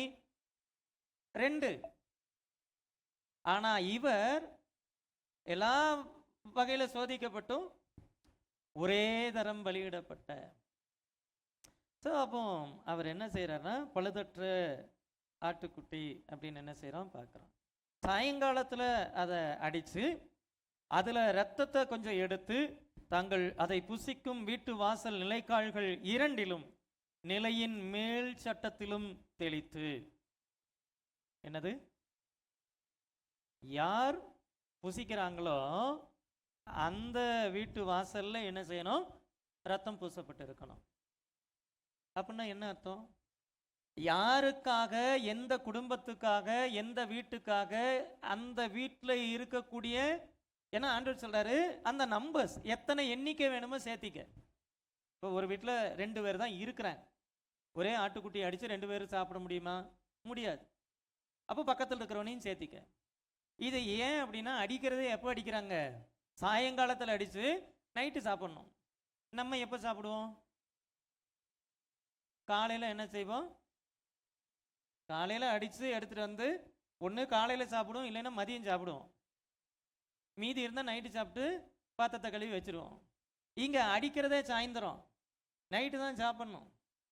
அப்போ ஆண்டவர் சொல்கிறாரு, இல்லையே பக்கத்தில் இருக்கிறவங்க கூப்பிட்டு, பக்கத்து வீட்டில் ஒரு 4 பேர் இருக்காங்க, அப்போ ஒரு 7 பேர் 8 பேருன்னா அந்த 8 பேரும் அந்த ஆட்டுக்குட்டியை புசிக்கிறப்போ அந்த 8 பேருடைய வீடுகள்லையும் ஒரு 3 வீடு எடுத்துக்கோமே, அந்த ஒரு 3 வீட்டில் இருக்கிறவங்க அந்த ஆட்டுக்குட்டியை புசிக்கிறாங்கன்னா அந்த 3 வீட்டினுடைய நிலைக்கால்களையும் அந்த ஆட்டுக்குட்டியினுடைய ரத்தம் தான் என்ன செய்யணும்? பூசப்பட்டு இருக்கணும். ஸோ இது என்ன அப்படின்னு சொல்லி சொன்னா, அந்த வீட்டில் இருக்கிறவர்களுடைய விடுதலைக்காக, அந்த வீட்டில் இருக்கிறவர்களுடைய ரட்சிப்புக்காக, அந்த வீட்டில் இருக்கிறவர்கள் சங்கார தூதனால் சங்கரிக்கப்படாதபடிக்கு அவர்களுக்கு பதிலாக அந்த ஆட்டுக்குட்டி என்ன செய்து அடிக்கப்பட்டிருக்குது அப்படிங்கிறதுக்கு அடையாளமா நிலைக்கால்கள்ல ரத்தம் என்ன செய்யணும்? பூசப்படணும். யாருக்காக அந்த ரத்தம் சிந்தப்பட்டதுங்கிறத பார்க்கறதுக்காக அங்க வச்சாங்க. 22, 23 வாசிங்களா இந்த அதிகாரத்தினுடைய 22, 23. ம் ம் ம் ம் ம் சரி. இப்போ ஆண்டவர் இங்க என்ன செய்யறாரு? சொல்றாரு, ஈசோப்பு குழந்தைகளால் என்ன செய்யணும்?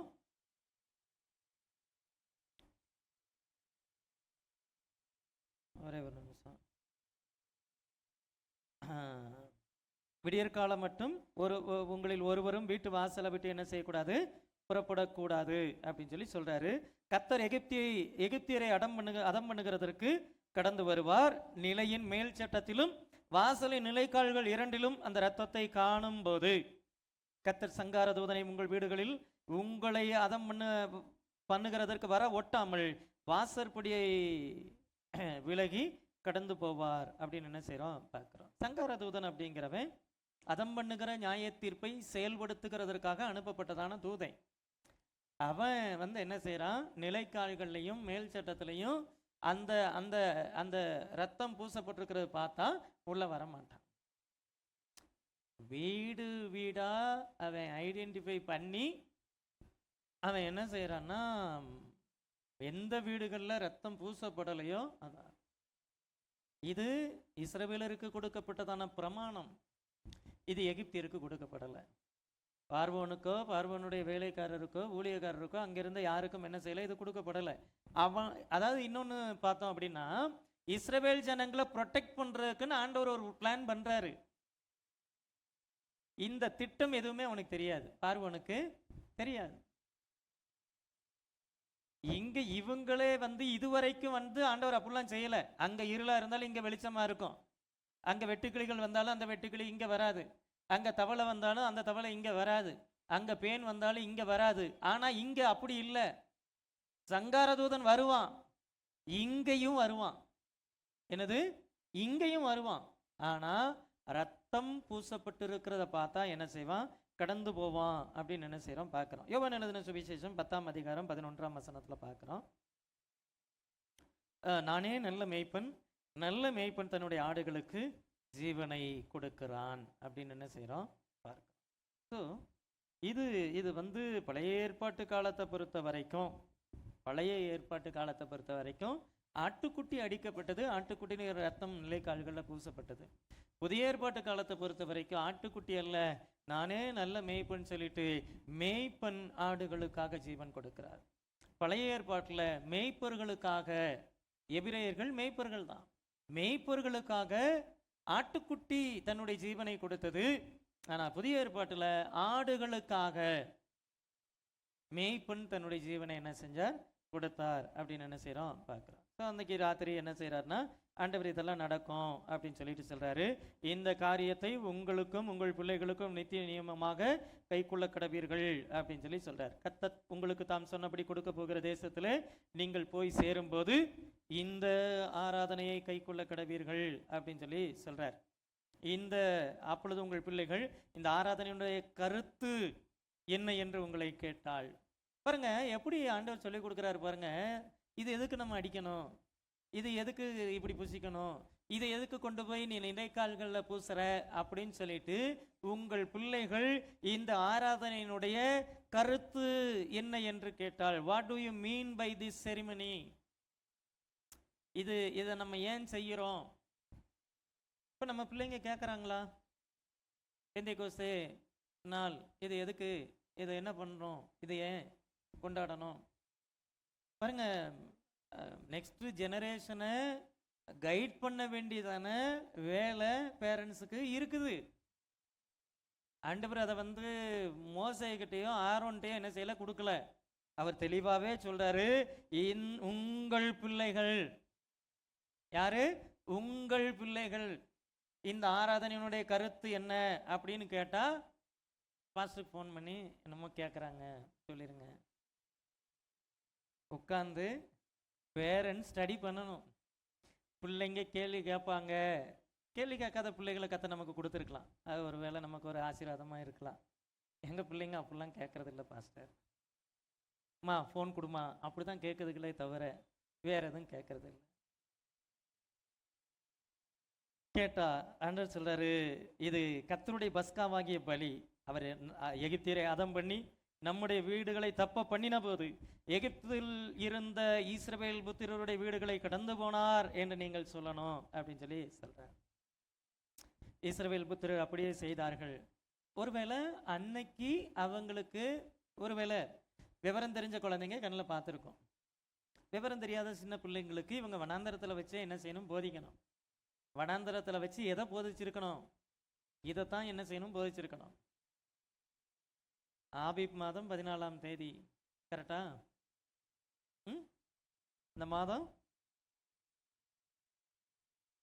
இந்த மாதம் உங்களுக்கு பிரதானமான மாதம்.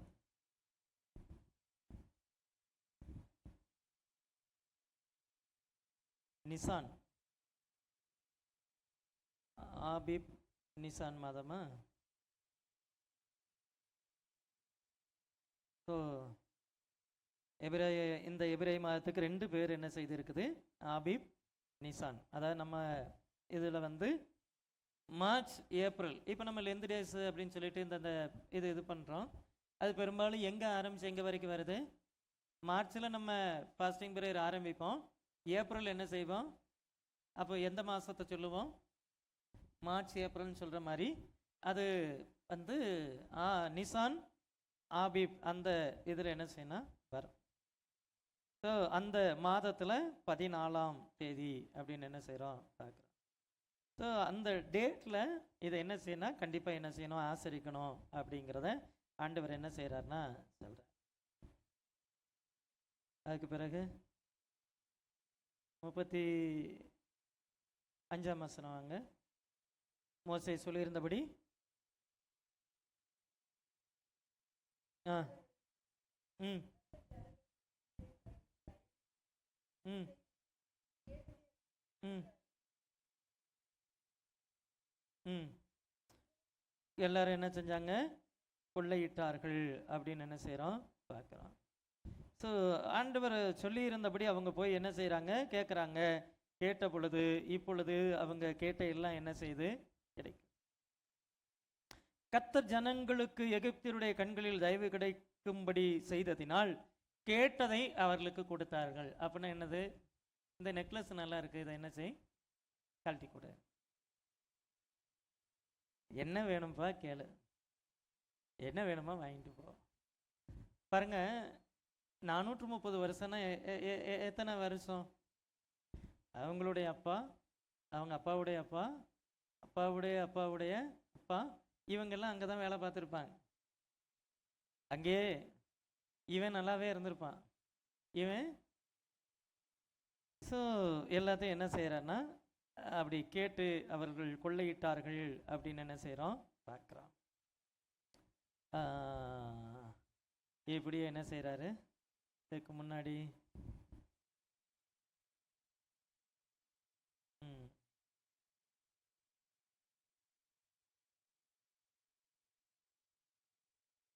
சொல்லுங்க அப்படின்னு சொல்லி சொல்றாரு. 31ஆம் வசனம் இல்லை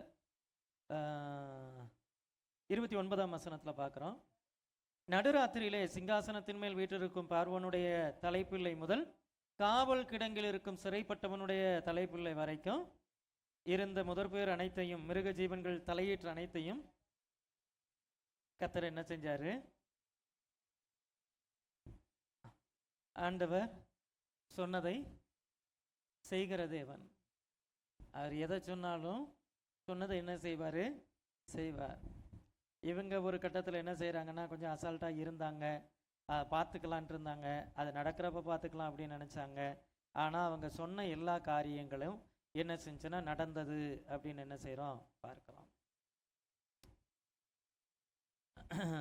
ஸோ ஆண்டவர் என்ன செய்கிறார்னா, 30ஆம் வசனத்தில் பார்க்குறோம். பார்வோனும் அவனுடைய சகல ஊழியக்காரரும் எகிப்தியர் யாவரும் ராத்திரியில் எழுந்திருந்தார்கள். மகா கூக்குரல் எகிப்தில் உண்டாயிற்று. அங்கே மரணம் இல்லாத வீடு ஒரு வீடுமே இல்லை அப்படின்னு என்ன செய்கிறோம் பார்க்குறோம். எல்லா வீடுகள்லையும் மரணம் என்ன செஞ்சுன்னா இருந்துச்சு அப்படின்னு என்ன செய்கிறோம் பார்க்குறோம். ஸோ ஒவ்வொரு இடங்கள்லையும் தேவன் அப்படி என்ன செஞ்சார்னா அற்புதங்களையும் அடையாளங்களையும் செய்தார் அப்படின்னு என்ன செய்கிறோம் பார்க்கிறோம். இதை சங்கீதத்திலையும் நம்ம பார்க்கலாம். எகிப்தின் தலைச்சன் பிள்ளைகளை தலைச்சன்களை சங்கரித்தவரை துதியுங்கள், அவர் கிருபை என்றும் உள்ளது. ஸோ அங்கே செஞ்சவர் இங்கே செய்யலை, அங்கே கிருபையை காட்டாதவர் இங்கே கிருபையை காட்டினார், அவர் கிருபை என்றும் உள்ளது அப்படின்னு என்ன செய்கிறோம் பார்க்குறோம். பாருங்க, 31ஆம் வசனம் பாருங்க, ரொம்ப அழகா இருக்கும். ராத்திரியில அவன் மோசையும் ஆரோனையும் அழைப்பித்து, நீங்களும் இஸ்ரவேல் புத்திரரும் எழுந்து என் ஜனங்களை விட்டு புறப்பட்டு போய் நீங்கள் சொன்னபடியே கர்த்தருக்கு ஆராதனை செய்யுங்கள், நீங்கள் சொன்னபடியே உங்கள் ஆடு மாடுகளை ஓட்டி கொண்டு போங்கள், என்னையும் ஆசீர்வதிங்க. எப்படி அப்படி சொல்லிட்டு, எகிப்தியர் நாங்கள் எல்லோரும் சாகிறோமே என்று சொல்லி தீவிரமாய் அந்த ஜனங்களை தேசத்திலிருந்து அனுப்பிவிட அவர்களை துரிதப்படுத்தினார்கள். யாரு துரிதப்படுத்தணும்? சீக்கிரம் கிளம்புறன்னு பெட்டி படுக்கை எடுத்துட்டு யாரு கிளம்பணும்? இது வரைக்கும் கிளம்புறேன்னு சொன்னது யாரு? இது வரைக்கும் போறேன்னு சொன்னது யாரு? இப்போ இது வரைக்கும் போகாத இருன்னு சொல்லிட்டு இருந்தவங்க இப்போ என்ன சொல்றேன்னா, கிளம்பு, ஏன் நின்றுட்டு இருக்கிற, கிளம்பு, சீக்கிரம் போ சொல்றாரு.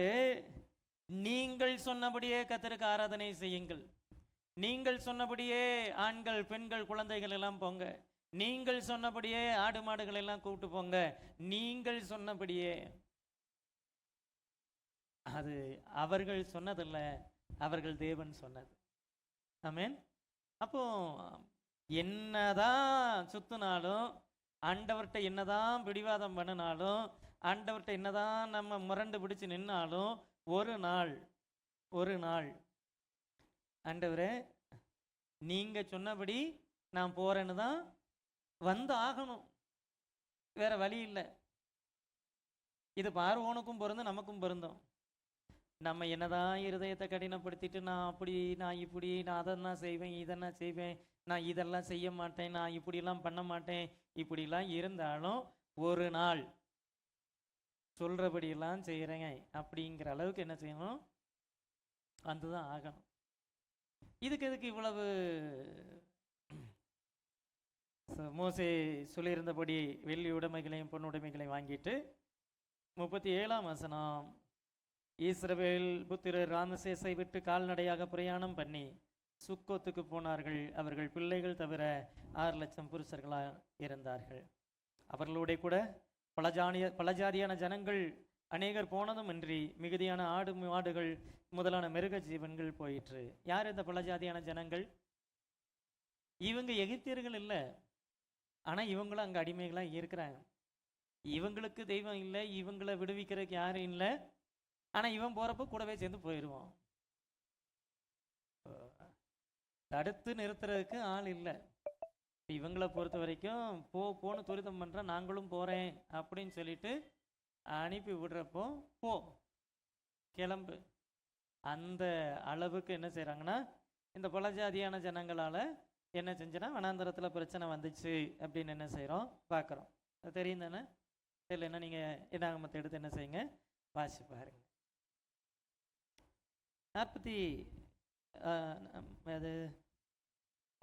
39ஆம் வசனம், எகிப்திலிருந்து அவர்கள் கொண்டு வந்த பிசைந்த மாவை புளிப்பில்லாத அப்பங்களாக சுட்டார்கள்.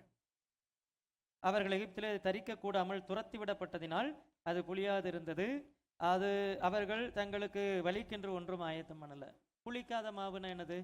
இப்போ நீங்கள் வீட்டில் மாவு ஆட்டுறீங்க, இட்லிக்கு மாவு ஆட்டுறீங்க, அது ஆட்டின உடனே தோசை சுற்றிட முடியுமா? அது என்ன செய்யணும்? புளிக்கணும். அடுத்த நாள் வச்சாதான் அது என்ன செய்யும்.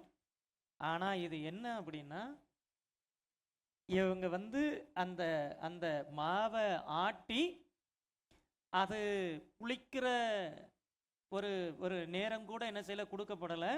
அதுக்குள்ள விடுதலை கொடுக்கப்பட்டுச்சு அப்படிங்கிறதா இதனுடைய அர்த்தம். எப்படி?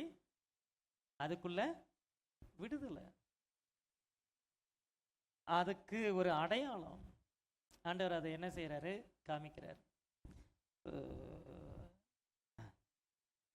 எகிப்து அது அது அவர்கள் வழிகொன்று ஒன்று ஆயத்தப்படலத்தில் 40ஆம் வசனம் பார்க்குறோம். இஸ்ரவேல் புத்திரர் எகிப்திலே குடியிருந்த காலம் 430 வருஷம். 430 வருஷம் முடிந்த அன்றைய தினமே கர்த்தருடைய சேனைகள் எல்லாம் எகிப்து தேசத்திலிருந்து, எப்படி அவங்க எகிப்துக்குள்ள வந்த நாள்ல இருந்து கணக்கு போட்டா அன்னையோட 430 வருஷம் முடியுது. 430 வருஷம் முடிந்த அன்றைய தினமே. God's timing always perfect. தேவனுடைய நேரம் எப்படி இருக்கும்? பர்ஃபெக்டாக இருக்கும். ஆண்டவர் லேட்லாம் என்ன செய்ய மாட்டார், பண்ண மாட்டார். இப்போ 430 வருஷம் முடிஞ்சிருச்சு, என்னுடைய ஜனங்களை போக விடும்படி நீ போ அப்படின்னு எரிகிற முச்சடியில் தரிசனம் ஆகலை. தேவன் அதுக்கு முன்னாடியே தரிசனமாகி பார்வோனை அனுப்பி ஆர்வோனை அனுப்பி எகிப்துல அவ்வளவு வாதைகள் அற்புதங்கள் அடையாளங்கள் எல்லாம் செஞ்சு அவர் கடந்து போகிறதான நாளை முன்குறித்து 430 வருஷம் முடிந்த அன்றைய தினம் பாருங்க, நம்ம மேல எழுதப்பட்டதான அந்த அடிமைத்தனம், நம்ம மேல எழுதப்பட்டதான அந்த சிறுமைப்படுத்தப்பட்டதான நாட்கள், அது இவ்வளவுதான் அப்படின்னா அவ்வளவுதான். அந்த நாள் முடிஞ்ச அடுத்த நாள் நம்ம அடிமைத்தனத்தில் இருக்க மாட்டோம். அடுத்த நாள் நம்ம சிறுமையின் அனுபவத்தில் இருக்க மாட்டோம். அடுத்த நாள் தேவன் நம்ம மகிமைப்படுத்தணும்னா மகிமைக்கு உரியவைகளை தேவன் என்ன செய்வார். இது எங்க சொல்லியிருக்கு? ஆதியாகமத்தின் புஸ்தகம் 15ஆம் அதிகாரம் 13ஆம் வசனம்.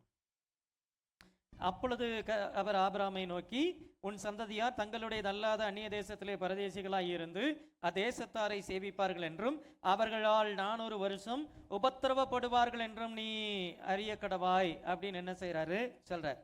சரி, கலாத்தியர் 3ஆம் அதிகாரம் 17ஆம் வசனத்துல, ஆதலால் நான் சொல்லுகிறது என்னவெனில், கிறிஸ்துவை முன்னிட்டு தேவனால் முன் உறுதிப்படுத்தப்பட்ட உடன்படிக்கையை 430 வருஷத்திற்கு பின்பு உண்டான நியாயப்பிரமானது தள்ளி வாக்கு தத்துவத்தை வியத்தமாக்க மாட்டாது. இப்போ ஆதியாகமத்துல 400 வருஷம் தான் சொல்லி இருக்குது. ஆனா இங்க 430 வருஷம் சொல்லி இருக்குது. அந்த 30 வருஷம் அப்படிங்கிறது என்ன கேப் அப்படின்னா, இங்க 400 வருஷம் உபத்திரவப்படுவார்கள் என்று நிச்சயமாய் நீ அறிய கடவாய். 430 வருஷம் எகிப்து தேசத்துல இருப்பாங்க, அதுல 400 வருஷம் உபத்திரவப்படுவாங்க. அந்த 30 வருஷம் யோசேப்பு என்ன செய்யறாரு? எகிப்துல இருக்கிறார். யோசேப்பை அறியாத வேறொரு ராஜன் எழும்பினதுக்கு பிறகுதான் இவர்களுக்கு உபத்திரவங்கிறது ஆரம்பிச்சதே தவிர, யோசேப்பு உயிரோடு இருக்கிற வரைக்கும் இந்த ஜனங்களுக்கு உபத்திரவம் இல்லை. இவங்களுக்கு உபச்சாரம் தான், விருந்து உபசாரங்கள் தான் என்ன செஞ்சு இருந்துச்சு. அதுக்கு பிறகுதான் என்ன செஞ்சுன்னா மாறிச்சு. 430 வருடங்கள் முடிந்த அன்றைய தினமே எகிப்து தேசத்திலிருந்து அவர்கள் என்ன செஞ்சாங்க? அன்றைய தினமே கர்த்தருடைய சேனைகள், ஆண்டவர் என்ன செய்யல? அடிமைகள் அப்படிங்கிற வார்த்தையை பயன்படுத்தல. இஸ்ரவேல் புத்திரர்னு கூட சொல்லல. கர்த்தர் அவங்களை யாரா சொல்றாரு? அது என்னுடைய சேனை, கர்த்தருடைய சேனை, அப்படித்தான் என்ன செய்யறாரு? சொல்றாரு. அப்படின்னு என்ன செய்யறோம் பார்க்கிறோம். கர்த்தர் அவர்களை எகிப்து தேசத்திலிருந்து புறப்பட பண்ணினதால் அது அவருக்கென்று முக்கியமாய் ஆசரிக்கத்தக்க ராத்திரி ஆயிற்று. இஸ்ரவேல் சந்ததியார் எல்லாரும் தங்கள் தலைமுறை தோறும் கர்த்தருக்கு முக்கியமாய் ஆசரிக்க வேண்டிய ராத்திரி இதுவே அப்படின்னு என்ன செய்யறோம் பார்க்கிறோம். ஆமென். சரி, பெண்களை முடி ஜெபிப்போம்.